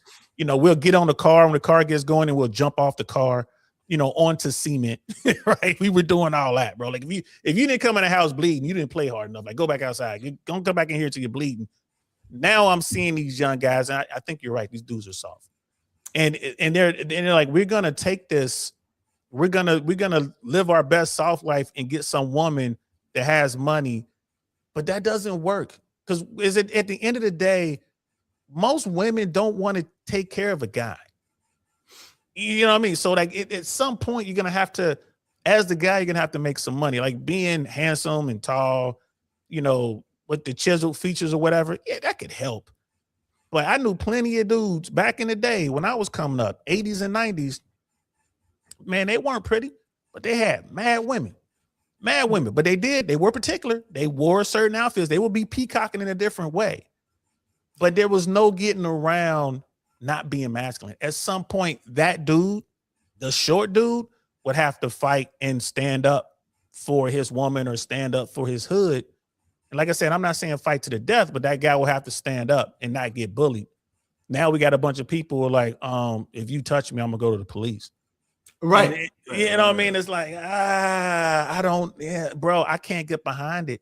So are you seeing this a lot? Like you think that this is gonna happen and most young guys like your generation and younger, you think they're going to take that road and just try to look max? I'm not, by the way, for my show too, I don't ever really say anything with judgment, whether it's good or bad. I'm just trying to see the trend. Yeah. And I do think that that's happening. I really do. I've seen examples of it where people are realizing maybe it's not that you don't work or something, but what they realize is, holy crap, what men... Like I think of my father. My father made a really nice income in a job, which was sales. It doesn't exist anymore. Like his job literally was exported to Colombia, right? It was like electronic sales. Wow. And so I think a lot of guys a lot of people, especially after 2020, have realized, whoa, 100K is not a lot of money. But even that people aren't offering anymore in the city. So they're going like, crap, man, the only people who are making money at this point, I mean, look at law schools. Law schools are all women at this point. That's how it is. And they're the ones getting hired because if you think about it, and it's unfortunate, but it's true, I would much rather hire a woman than a man personally because they are going to be more cooperative. They're not going to be hard-headed. I've worked for people, and I'll admit it, I was uncooperative and hard-headed, and in some roles I was a little better, but that's just how men have been wired. So we have to, I think that that's just a realization people are having. It's just like a cold calculation where they're going, no, there's no way out. Like there's no place for me unless you want to, I don't know, like maybe you join the army or something like the French Foreign Legion or something like that. But it's hard to get into the Legion, but you could do that. Yeah. Yeah. But I really think people are getting comfortable with the fact that like they have been betrayed by a lot of people, including myself. We were told we were going to have very interesting lives, that things were going to be very interesting. And then you kind of went and like, oh no, this is just really decadent. And decadent doesn't mean opulent. It doesn't mean like parties and orgies and all that. It just means like, oh, this is actually kind of boring. There's too much money and there's not really a lot of fun. You know, you go out. I don't know how Tampa is, dude, but here in Miami, you go out on a Friday night and it's dead. Like, and it's been like that for a few years. It's not the same level of party that there was before COVID. A lot of people are finding that there's not a lot of stuff to do anymore. And I always tell my followers, I think the most radical thing that you could do right now, like, and the best thing you could do for yourself is if you could marry Bonnie Blue, you know, like the lady, you should do that. That person is like your Hillary Clinton. That's someone who understands how to win at life. And I'm like past body count. I'm past all this. This person knows how to use the world for their advantage. All right, I hear you. Okay, so when you say like the nightlife is dead in Miami, to that I say, okay, maybe South Beach is dead. I never liked South Beach anyway. Collins and Ocean. I didn't. Only time I'm on that side of town is if I'm going to get something to eat. If I'm going to Carbone's or if I'm going to Mr. Chow or something like that, right? Because I'm a foodie, bro. Let's keep it 100. But when I lived in Miami, bro, I was in Doral. Right? You would catch me in Doral doing things, man. You would catch me up in Broward doing things. I would go like to Las Olas, right? But for me, it was best to go to the cool neighborhood joints. Go to a nice social, right? You know, go dance a little bit, go bowling, go watch sports. Cause Miami's a huge sports town. So like, every Saturday, Sunday, man, you out with your crew. So I would push back a little bit and say there is a lot to do.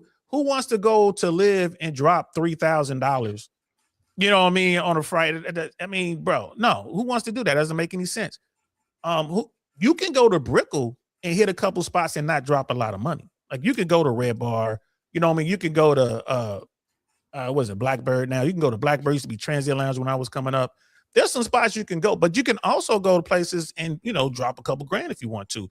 Komodo, you know what I mean? You can go have dinner at Dirty French or something like that. So I would push back a little bit and say it's still there. It just people don't want to do the work. I would say that is true, but you're starting to see a lot of people mention it online. And I had noticed it probably 3 years ago. The median age has gone up a lot in terms of, I think the median age for someone is 27. We talk about club goers, like party goers now. Yes.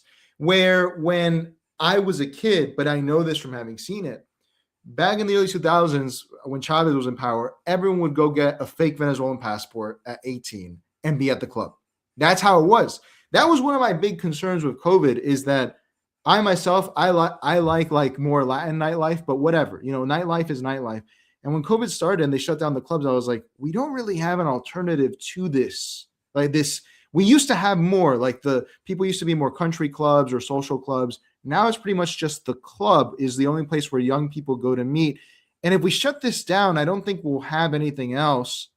And I don't think we've developed any new technology for this yet. I really don't. And that's why I think a lot of people are like sheltering in. They're not really doing anything. They're really bored.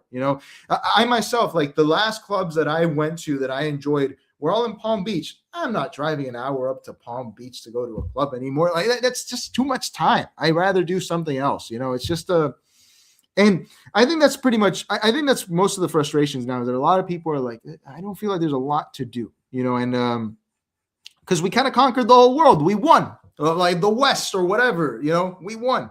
I'm barely American, but I won too by extension. We got really lucky at the last minute. And you're like, huh.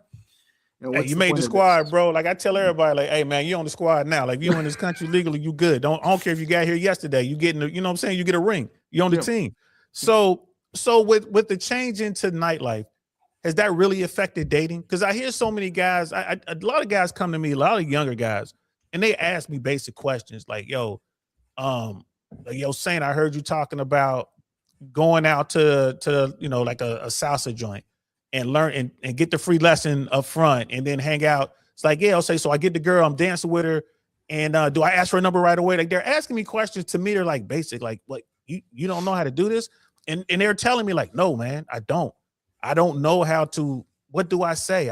How do I ask? Like, and I'm like, okay. So I do see some guys out there struggling. What percentage, just making up numbers, what percentage would you say, like, your generation, is it a big percentage of guys who just don't know how to do it because they can't go out anymore? I think it's a lot of people, because the thing is, a lot of people were luckier than me in the sense of, I got to travel a lot before COVID. I got to see a lot of cool stuff because I was spending my money that way. I was like, I want to go see Mexico, Guatemala, Europe, or whatever. And I got to get out of high school and do like 2 years of college without COVID, right? But I think of people that are like still Zoomers, but like 6 years younger, they didn't get to do any of that. Like they were locked down at school. They did not get to socialize. They didn't understand. Here in Dade County, despite the free state of Florida, like it's not normal to put on a mask and in school at like those formative years and not understand how to relate to each other. And I think that that's what happened. I think a lot of people, and it's going to get maybe a little bit better, maybe a little bit worse over time, because the younger Gen Alphas are like all on their iPads, which could help. It could help. I'm not sure if it's good or bad, but I can tell you for sure there's a socially stunted segment of society that I myself noticed it in myself probably when 2022. And I was like, God, I'm a very sociable person, but I'm not able to. And I forced myself back into the scene, right? Like to understand people. So you were out of practice. You're like, yeah, I was out of practice. Yeah. Because you don't realize if we adapt to anything as humans, right? And you're like, damn, well, I've been at home for like maybe a few months, and that's a few months turns into a year. And then it's like, oh, I haven't really talked to anyone. This is not good for my mental health and everything. And you have to be proactive about getting out of it, but I don't think most people have that, So is that an opportunity then? Like, getting back to capitalism. We'll talk about capitalism real quick, and then we'll end with Mom Downey, because I really want your thoughts on Mom Downey and what's going on there. Is there an opportunity there? Like, maybe when I come down to Miami, it's like, okay, I plan on doing meetups and in real life events. You think people will want to come out to that sort of thing because they're stunned? Like, hey, come out and get your swings in. You know what I mean?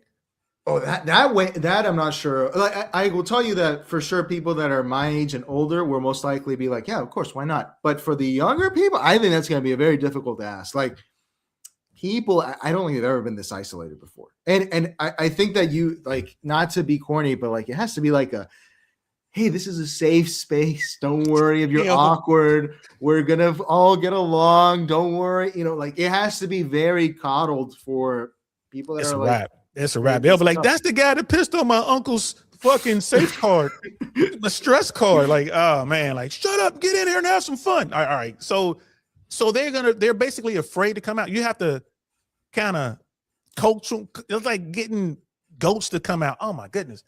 Okay.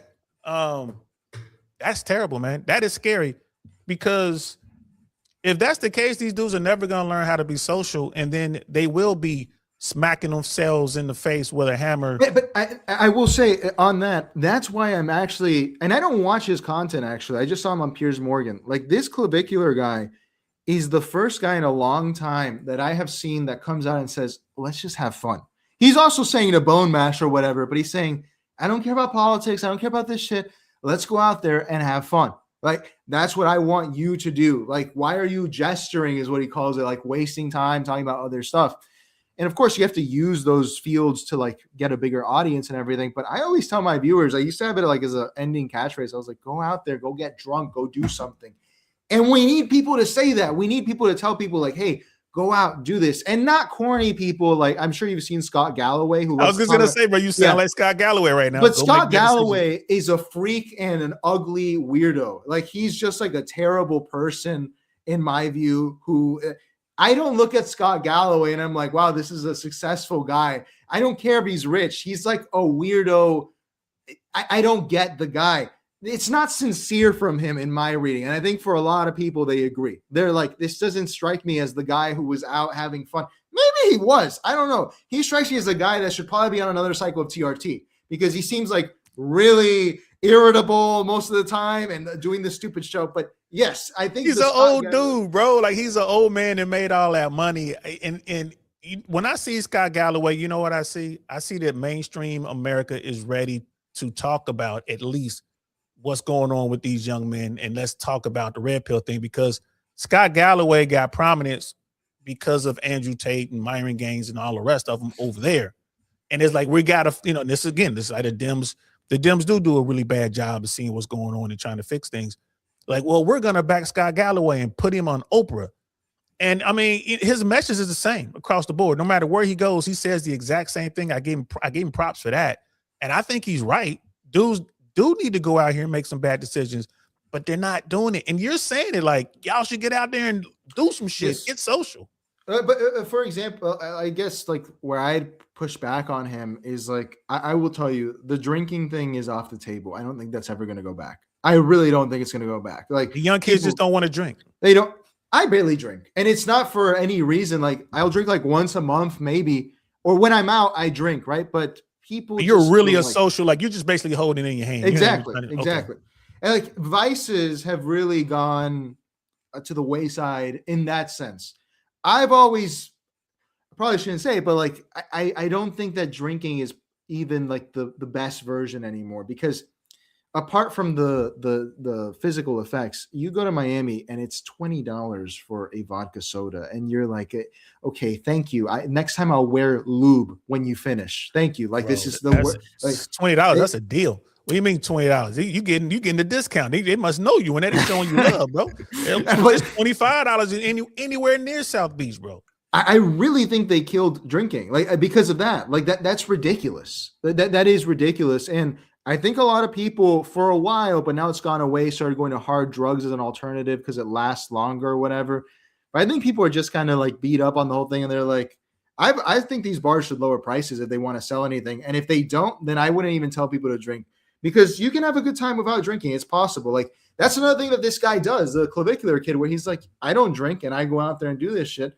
And I remember a lot of the early PUAs, like the guy who wrote The Game and all this, would talk about avoiding drinking, that drinking is a waste of time.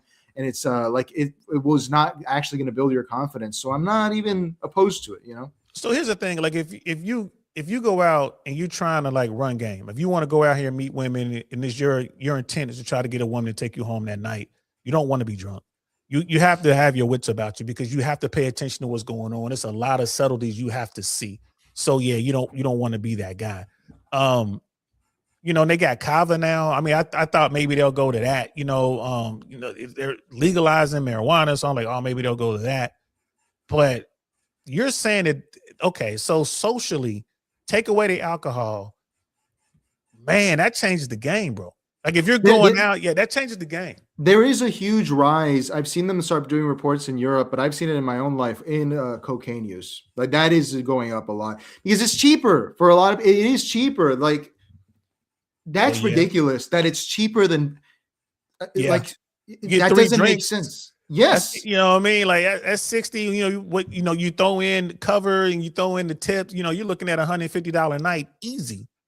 These bars are turning people into drug users. I'm not even going to say drug addicts, but at least drug users because of how ridiculous they go. I really think it's something where the government needs to get involved and say, hey, you can't be price gouging this. Like, this is ridiculous. We know how much money you make, and we know you're ripping people off. In Miami, the scam is like all those bottles are refilled with Kirkland bullshit. Like, oh, yeah, the blue and white bottle for the tequila is $500. Yeah, that's Kirkland tequila, dude. Good luck. Like, I'm glad you paid $1,000 for that, Yeah, you get some Casa Azul. Like, well, it depends on where you are. But here's the thing.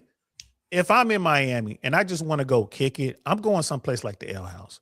You're not paying $20 for a vodka, Cran or something like that, the Ale House. And this is one of the things I teach the guys, like, man, go to these smaller hole-in-the-wall joints, get a relationship with the people who work there, the bartenders, the managers, the bouncers, and whatnot.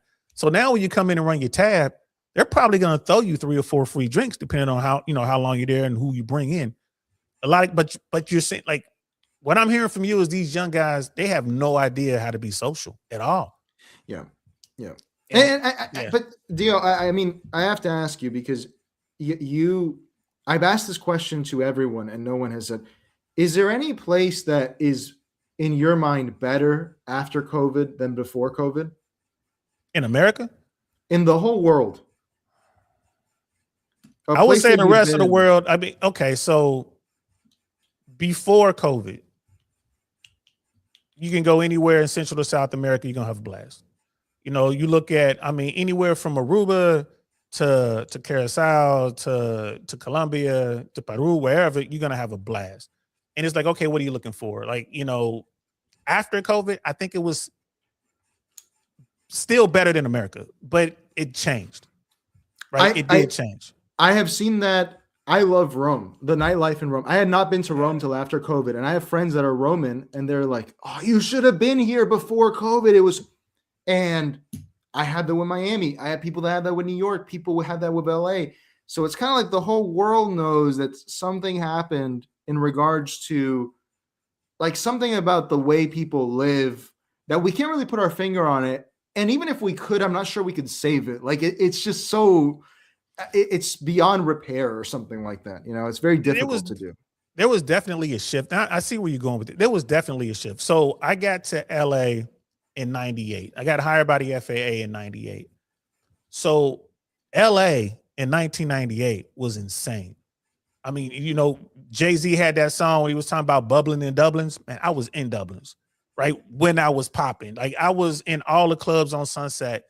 And then something happened in LA. This is well before the pandemic and all that. Something happened in LA where Sunset wasn't the spot anymore. Now everyone has moved over to Hollywood. So there's always going to be folks saying, hey, man, you should have been here when. Yes.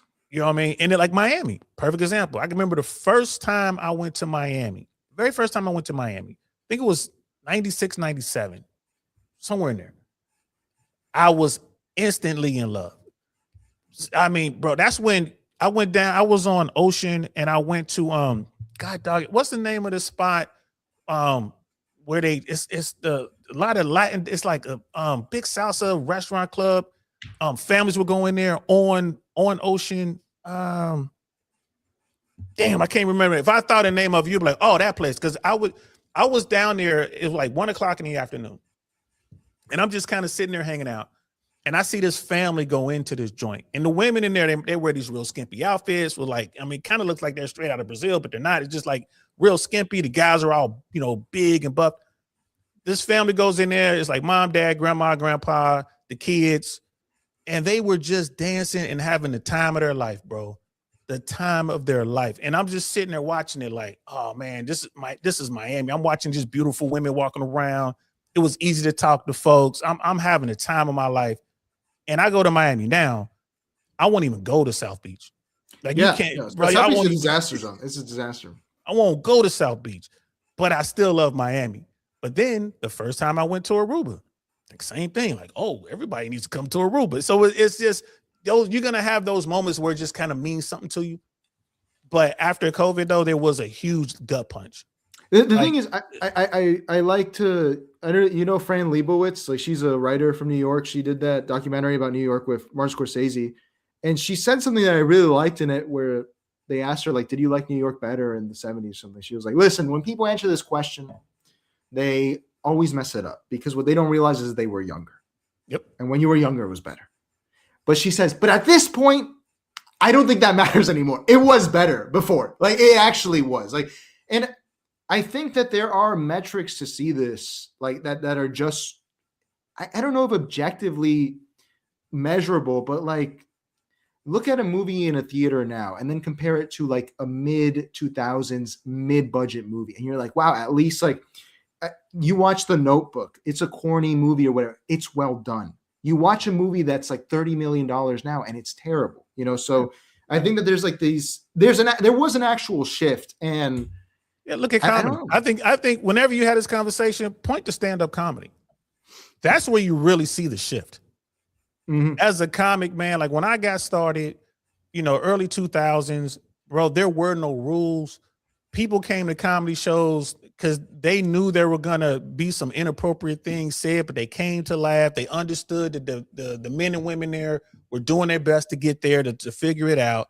every now and then you did come across a real racist who would use comedy as just a way that they could get away with saying the N-word or whatever. You know what I mean? But for the most part, it was great. Comedy now, like when I do shows now, you hear someone heckle, they immediately throw them out the room. You know, I've seen these videos of these comics who aren't that good. I know some of these comics, I watched them come up and I'm like, oh, they're not that good. And they go to a bigger city. Now you got people throwing stuff on them. You know what I mean? They're getting threatened. And it's like, comedy was never that rough. And I was at the Comedy Store when it was like Fight Club back then, bro. It was, and like even then it wasn't that rough. Like when it just, there's a shift. Something happened. And after the pandemic, you can definitely see it, man. Something happened. I know you got to get going because you got stuff to do tonight. I'm definitely gonna be watching your show, but I wanted to ask you, man, what are your thoughts on Mondami, man? Like what do you think is going on there? I think he's a powerful wizard. That's how I would put it. He's a very, very, very good at making the world into what he desires on the marketing side. Now, on the governance side, I was really expecting, because whenever you see it a lot in Europe, whenever one of these like lefty types like Mamdani gets elected, what you expect really isn't really like the free bus. Like you don't really expect that. What you expect is like they spend a lot of money on the arts, a lot of money on like cool stuff, and you kind of make this happened in London. You know, like they made London Disney for a few years. I thought they were going to make New York Disney for a few years. But so far, I'm looking at him and I'm like, he's trying to be too real. Like he's trying to actually do things where I personally think New York is completely ungovernable, and it's not their fault. I don't think it was Eric Adams' fault. I don't think it was de Blasio's fault. That city's too big. It doesn't make sense how you can govern that city. So all you can really do is make it cooler. You know, like you could actually Disneyfy it, do something like that. You know, everyone's familiar with the assholes of the police up there and all that. You can like pull them back, like stop a lot of the abuse. Dude, I got pushed by NYPD like a few years ago and stuff. So it's just. What was you doing? You was doing something. No. It was some riot was happening. I was filming and the cop was like, "Get out of the way!" And you're like, "Well, this is like a ridiculous city. This doesn't make any sense."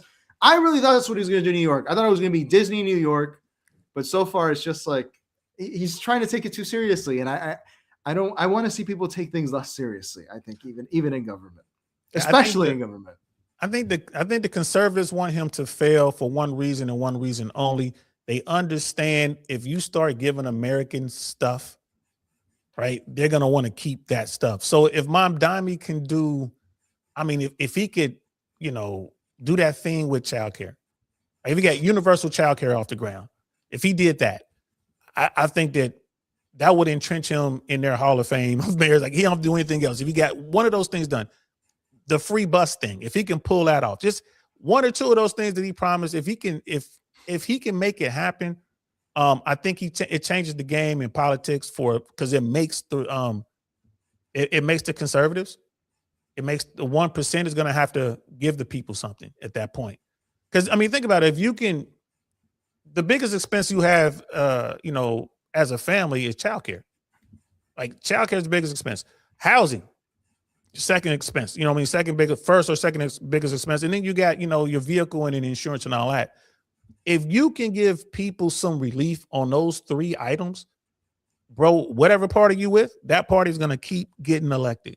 And I think that's what the 1% fears, because they own the politicians, but they don't own him.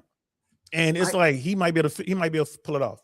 I especially on that attitude that you point out by conservatives, because I say it on my show a lot. I hate liberals, but conservatives are like, to me personally, these are the scum of the earth. Like these are the worst people. Nothing wrong with a right winger. I'm talking about people who identify as a conservative.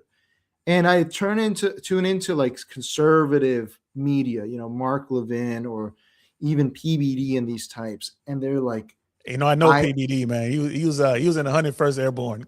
Off camera, great guy, man. But keep going. I'm not even saying him, but like people on his show are like, I hope New Yorkers get destroyed so that they can learn their lesson. And I'm sitting, and I don't know if it's an age thing or something where people my age, a lot of us got screwed, right? So like if you ask me, should we pay off student loans? And I'm like, fucking cancel it. Why am I don't care that I had to pay my own. These other people were screwed. Get them unscrewed. I don't care. It's not fair for me. I don't care, right? But that's just my attitude, right? And I'm like, how can you sit there and say you want America's most important city to be destroyed by some guy? Why would you ever say that? That is the attitude of a psychopath. Why would you say that to someone? That is some sick behavior. Like, and they all do that. Like, he's gonna make New York Sharia law. Why would you want that for any? Like, they're trying to manifest these like things that would be terrible. And I'm really disgusted by that attitude, because I agree with you. If you get free childcare, first of all, aren't they all obsessed with the fertility rate? That's going to go up because it's going to reduce your cost. But I don't know what they prefer in their minds. And they all have this now, this performative sadism, like just like, oh, I can't wait to see the ICE video of the guy getting his head beat into the pavement. And you're like, dude, maybe you want him deported, but why do you want to see the video of that? That's so gross. But now it's like they want to be sadistic. They want things to fail in a way that is just horrible. And anyone else that's rational goes like, why would you ever desire that?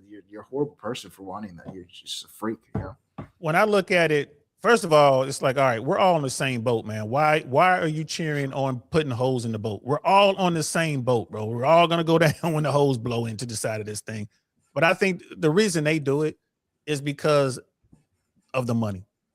It's like, bro, our benefactors say we got to stop this guy, you know, by all means necessary, because once America realizes that, you know, the government continuously bails out Wall Street and the 1%, but will never throw a crumb to the bottom 99. This guy's trying to, like you said, here's free childcare. Not even free, universal childcare. We want you to go make more babies. We're gonna make sure.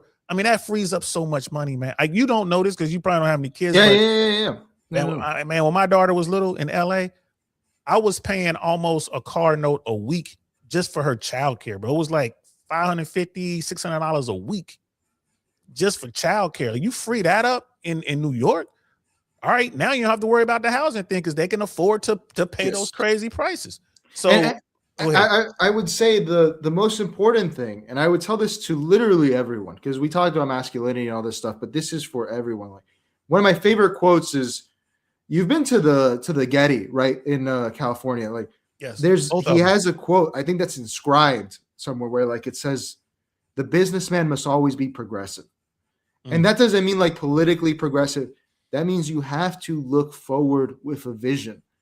And that's what disgusts me the most about all the ankle biters in our society, not just with Mamdani, but in general. You have to have a dream. You have to be hoping for something. There's so much more to hope for in this world, which is like in a fallen state or whatever. But just that example, he has a vision. I don't care if it's bad or good. Let's see how it works out. The other guy had no vision. It was he killed a bunch of old people, and that was elect me for that reason. But there's no vision. There's nothing there. No one has. This is a vision, and people will always gravitate towards the person with an idea, with a vision. Like, for your life, for everything, you need to have a vision. You must be progressive in that sense. You have to have something. You have to look forward. Accept the world as it is, not as you would like it to be. 100%. That's the way I raised my child. I prepare my daughter for the world as it is, not as it I wish it would be. You know, like, my daughter's she's half black, half Mexican, right? She's female. So like, I got to prepare you for this world, because you going to see some shit, right? Like, you going to see some shit. Work on make sure you get your Spanish down, right? You're going to see some shit within the Latino world. I can't help you with that. I'm sorry, because I ain't part of that community. But, I'm just saying, like, Mexicans get dumped on by the Latinos. I didn't know that until I was talking to my Mexican friends. I was like, wow, it's crazy how they treat you. But what you're saying is 100% true. I want to see something. Like, okay, he can't get the free buses, but he got, can't get 100% child care, but he got, 50% off. Okay, that's all right. We're going in the right direction. That whole thing with getting a food, like a city-run grocery store in each borough, so people can have affordable food. And they're like, that'll never happen. I'm like, that's what we do with the PX system in the United States. Exactly. Yeah. It can work really well if you want it to work, right? There's so many different things. Americans always talking about six figures. You brought this up earlier. people talk about six figures, and I got to remind them, like, well, they're talking about six figures from like the late 70s, early 80s, six figures, which is probably around almost $400,000 in today's money. So it's not just $100,000. I think only like $300,000, maybe $400,000 to reach that level. And then people just kind of sit back and like, yeah, if you don't believe me, wait till you hit six figures. Wait till you hit it. Right. And then you're going to realize why the 1% is always screaming about tax breaks and loopholes, because all that money is going to the state, and then they're going to do fuck all with that money. So, man, this has been a great conversation, man. I know you got to go. I can sit here and I can talk to you all day, man. I wanted to get more into movies and stuff like that. Do you watch the Critical Drinker on YouTube? I've seen some of his stuff. Yeah. He's the British guy, right? Yeah, it was Scottish. Okay, yeah, but he's a bro. I love his breakdowns, man. He's actually a pretty decent author, man. And he crowdsourced a movie. I guess he finished the movie, but I don't think it turned out as well as he wanted it to. He kind of mentioned it in one of his breakdowns. But hey, it's hard to make movies, man. It's easy to criticize, but it's hard to make them. But I met him in Tampa once. He came to a con down here in Tampa. Real cool dude. Like real cool dude, man. And very last thing, man. State of the Union tomorrow. What do you expect to hear from Donald J. Trump? I can't listen to that man anymore. Like, it's just because I went to a lot of the rallies out of curiosity. I like to go to every rally. I have like a bunch of shirts, Democrat and Republican, because I go to everything. Since I was a kid, I was like, oh, let me get all the shirts, right? And I started going to. I'd been to some of the rallies. I went to some of the Clinton rallies and his rallies in 16. And then when I went in 20, I was like, this guy's complaining for 3 hours. This is terrible. You're standing here. It's raining. I went to one in in Sweetwater, like near Doral, and he was just complaining the whole time. And that's all he does now is complain. So I wouldn't expect anything less than 95% complaints about, I don't know, they spied on my campaign. He's still going with that. They robbed us. I mean, bro, it's like, come on, man. And now your Supreme Court justices, the people you appointed, shot you down on this tariff thing. And when I talk to folks, man, like, well, tariffs are a good thing for America. Like, man, open up your phone, give me your phone. Let me show you something real quick. I'll just pull it up and show it to them. It's a tax on Americans, man. You know what I'm saying? This is how it works. This is how it works. I'm fascinated by he literally said that the Supreme Court is being influenced by foreign governments. On the show live, I asked Gemini, I was like, has any president ever said? It was like, no president. And I was like, God, dude, this is crazy. Like we have a mafia government, but I hope things will be okay. I'm really not super optimistic. It's in terms of, you got to find some sort of grift now. You got to find something to make money with. Like, it's just, whether you're selling shrimp or like a personality or something, but people have to get on that, because the money is going to run out at some point. It's not growing. It's going to get difficult. So I mean, the rest of the world has lost faith in the US dollar, and we're going to see the effect of that, coming up the next 3 years. China starts demanding their money back. Japan starts demanding their money back. Europe starts demanding their money back. We got a problem. And to your point, like, you have to figure out how to make up the shortfall.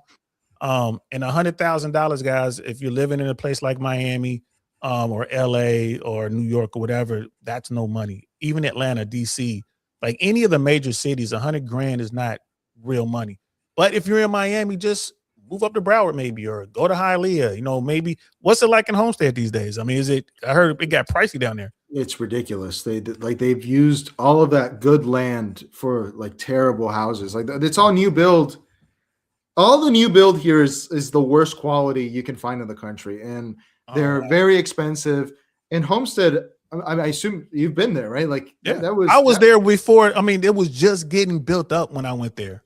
Oh, so you were here when the I forgot what baseball team trained there back in the day. Yeah. Like, that was, Homestead was always Mexicans, like old white people, and like that was it. Now it's still, because it's also a scam. Like, they built all of these new buildings.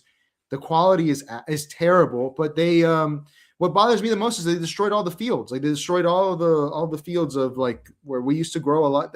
That's magical land down there. You can grow anything you want. You can grow durian. You can grow, and they don't care. They'll just sell it out and do that. So Man, no, that's crazy. There's still good parts of it. Like for the best Mexican food, it's still in Homestead. But for example, where I went to for years, now you see like transplants there, so you can't eat there anymore. You have to go where like the real Mexicans are, or you're not going to get good food. Man, that's crazy. The very first time I went to Homestead, bro, Hurricane Andrew relief. You weren't even born yet. Yeah, Hurricane Andrew relief. I got a medal for that. I got a couple medals for that mission. We thought it was going to be a party. We got down there, it was actually people were shooting down there. It was like a third world country, man, because everything was destroyed. People don't like to talk about it because you're right. I was too young for it, but whenever you ask like an older Miami and they're like, they kind of like him, like they don't want to talk about it. They're like, I don't want to talk about it. It was have you seen Spike Lee's documentary on Katrina?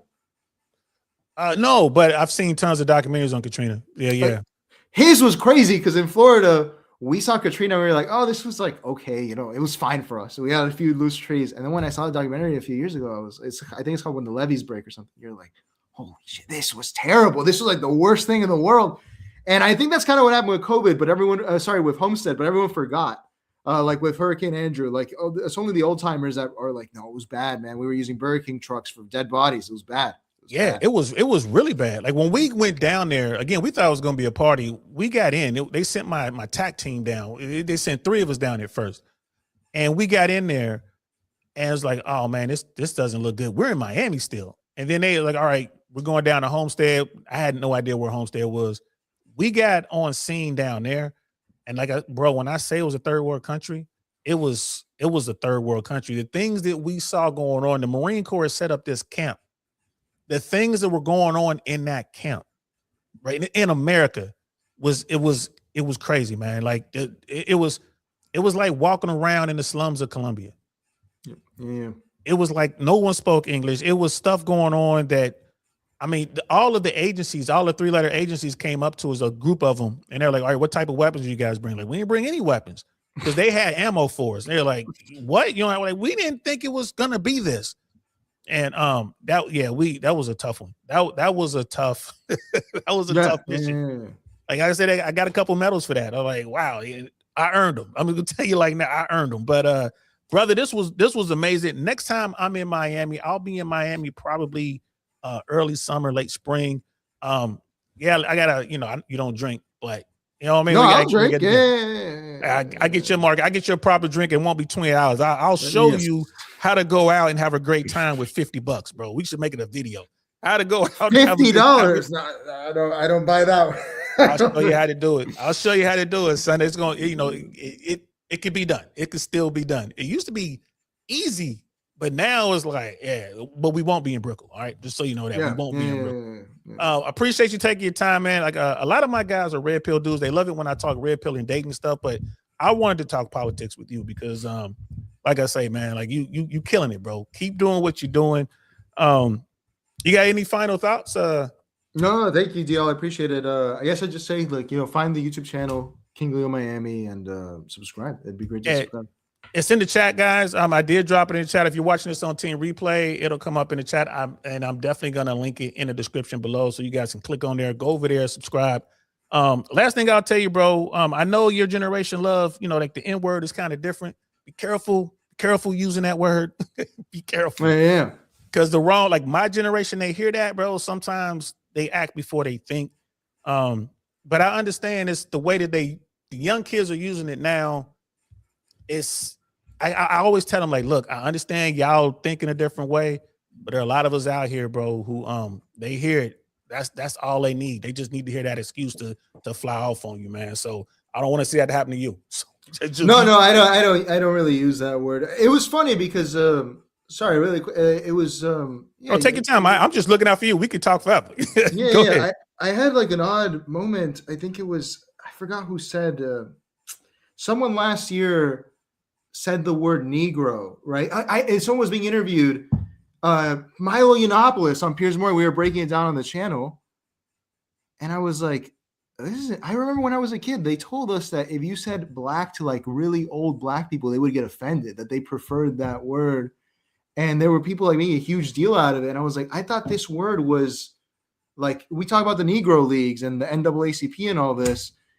So language has gotten weird with this. I literally remember as a kid, they told us like, hey guys, like black people like to be called black people now, but you got to be careful. Because I'm someone who's always been curious about like black American culture. And they're like, you have to be careful because the older folks don't like that. They prefer like the actual like word Negro as opposed to black, you know?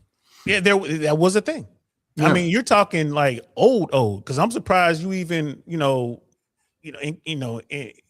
experience that, because that's what the old heads when I was coming up. And I'm talking about the guys who's like, they moms and dads were like born slaves, and there was some changes like right after slavery, and then there was some changes, during the civil rights struggle, right? So, and that word would, it's kind of like Latin and Latinx, Latino and Latinx kind of thing. But I always tell folks like, be careful with that word, because like, the rappers use it or whatever. It's like, but that's like a black thing. Be careful with it. There's a lot of people out here looking for an excuse to hurt somebody.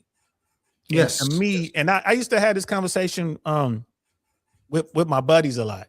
They would ask me about it, like, hey man, what's your thoughts on use of the N-word? And I'm like, well, look, for me, if I'm dealing with a guy or I'm dealing with someone and they finally say the N-word, that just shows me how committed to this conflict they are. They really want the smoke. And for me, it was like, because I'm, you're doing everything to de-escalate. I'm trying to get away. And then they use that word. Okay, I guess I got to give you the business now. That's how we always grew up with it, and I'm 55 years old, from Cincinnati. Cincinnati, Ohio is a very racist place. It's a lot better now.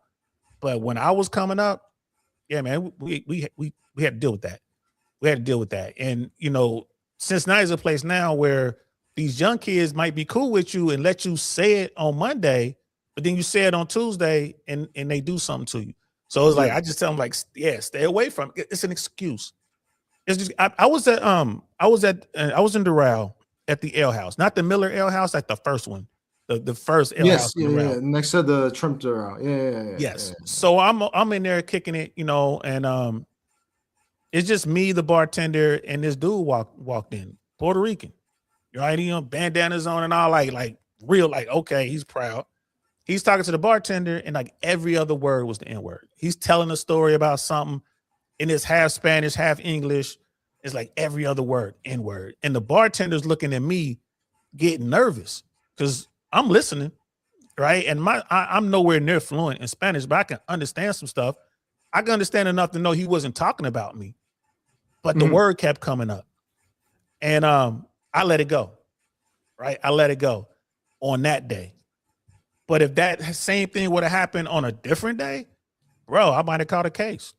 And it was funny. And what the thing was, it had nothing to do with me. That's just because I talked to the bartender later. He was like, oh, yeah, man, that is how he talks. And he's like, it's a lot of people down here in Miami. This is back in 2009. He's like, there's a lot of people in Miami. Because it's like immigrants, right? They hear the music and they're like, oh yeah, this is just a word or whatever. The only word that I use that I don't think it'll get me in trouble because it's lost the power.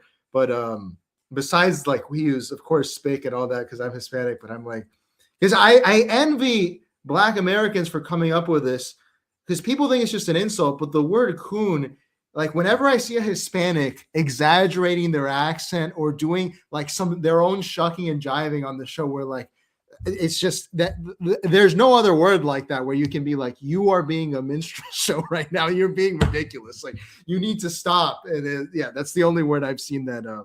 That's the one that I'm like, that's a great word. We need to use that one. I'm sure bro, and you could. I mean, that one doesn't hit as hard. There's not another word in the English language in America that hits as hard as the N-word. And like the Black community is always trying to bury it and all that kind of stuff. You want to get away from it.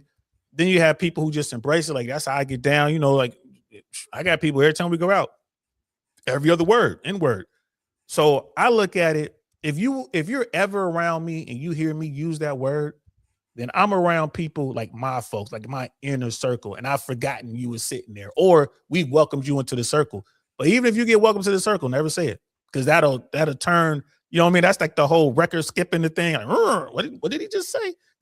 You know what I mean? So you want to be careful with it. And I can't think of any other racial group that has a word like that. You know what I mean? Like there's bad words, of course, but I just can't think of, with everything the Jewish people have gone through, I can't think of one word that'll, that hits like that. White folks, call them cracker, you know what I mean? And then when we hear coon, we're thinking about, you know what I mean? Like, I can't think of any other word. The Latino, like you see, the word you use, I can't think of any other words. I just don't, I just can't, except the F word with gay people. That's the only one that's kind of, I mean, that doesn't even hit as hard, but like you said, times are changing. And, we might be going into a situation where my daughter's children, that word might not mean nothing. You know what I mean? It might not mean nothing. So, man, that's cool. I really appreciate it, man. I'm looking at it. We only had a few people in the chat, but like I said, we weren't talking the red pill stuff. That's what people love to hear over here. And, but I do appreciate you taking time, man, jumping over here. I'm definitely going to continue to promote your platform. Tell everybody to come holler at you. What you talking about tonight?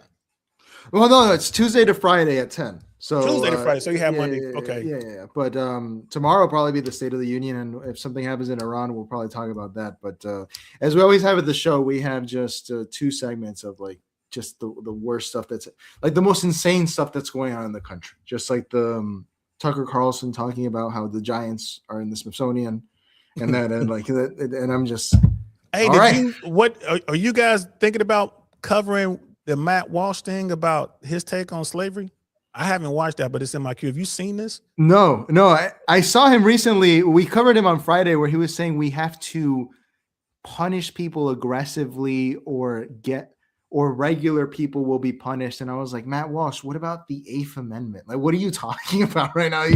What did he say about slavery? I didn't see this. Bro, he put out a video. This is his own little documentary or whatever on his take on slavery. No, I haven't watched it. People are like, you gonna watch it? Like, nah, not yet, bro. I gotta build up to that, man. It's a lot going on, man. And like I said, I move in the manosphere, the red pill world, a lot of MAGA, a lot of conservative guys over there. But at the end of the day, they want to get better. Yeah, bro. I'm like, but they want to get better. And I try to help them out with the dating stuff. Like, look, I can help you with this. I can't help you with that over there, but I can help you with this. And yeah, bro, like that. This is crazy. No, dude, I gotta tell you, we've been doing Black History Month on this show, and I feel like I'm the only guy who's doing it. Everyone else has just gone in the other direction. It's just like, oh yeah, we're gonna dunk on Black people for all of February. Like, it's just insane. I was like, this is the month that you're supposed to, but all right, just. Man, we get no love, man. We lost Jesse Jackson. I swear I haven't seen anything on that. Like nothing. Like, we lost Jesse. Like, come on. Like, the first Black guy to ever run for president, he you know what I mean? I wanted that shirt. Nothing, I wanted that bro. Shirt. Yeah. Oh my God. I'm gonna watch this tonight. This is great. Full documentary on the real history of slavery. Oh, you found it. Okay, cool. You looked at it. I found it. No, this is so funny. This is crazy. All right. Bro. It's gonna be painful. I will be in the chat when you cover it, man. I'll God damn it. I'll be in the chat. But yeah, keep doing what you're doing, bro. I think I ain't gonna lie to you. I wish you would vote. I mean, here's the thing about voting. The great thing about Americans are free to do whatever they want to do. So and I'm like, if you don't vote, that's your right as an American. You have the right to vote or not vote.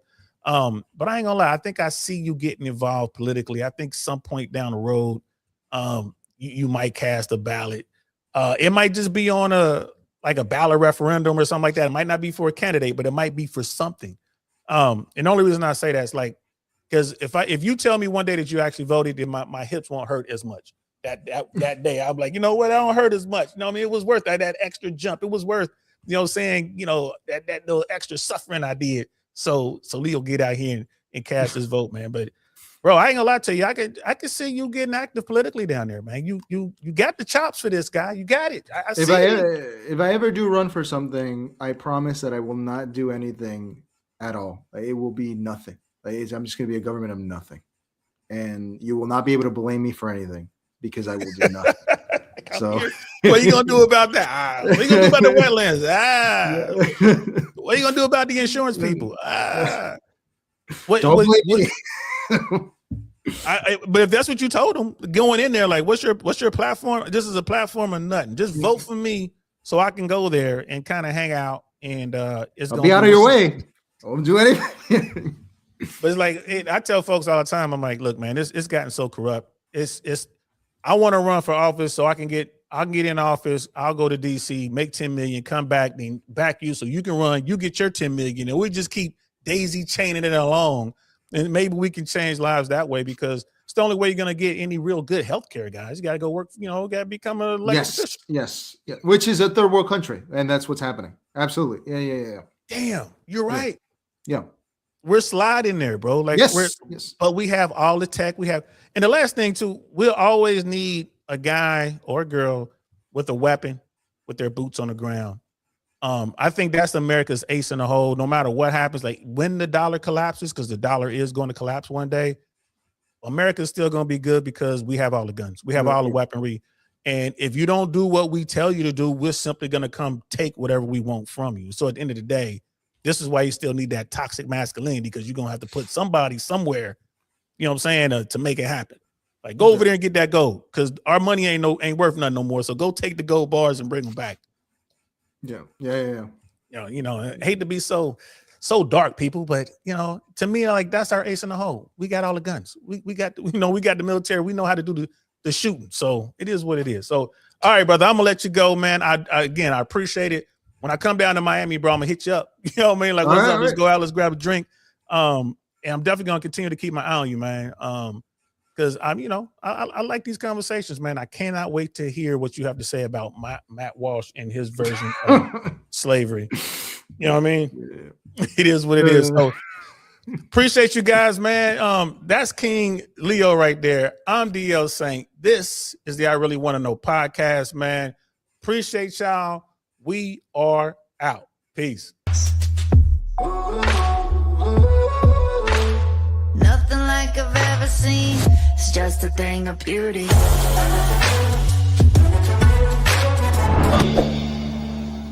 Darn, that's the end.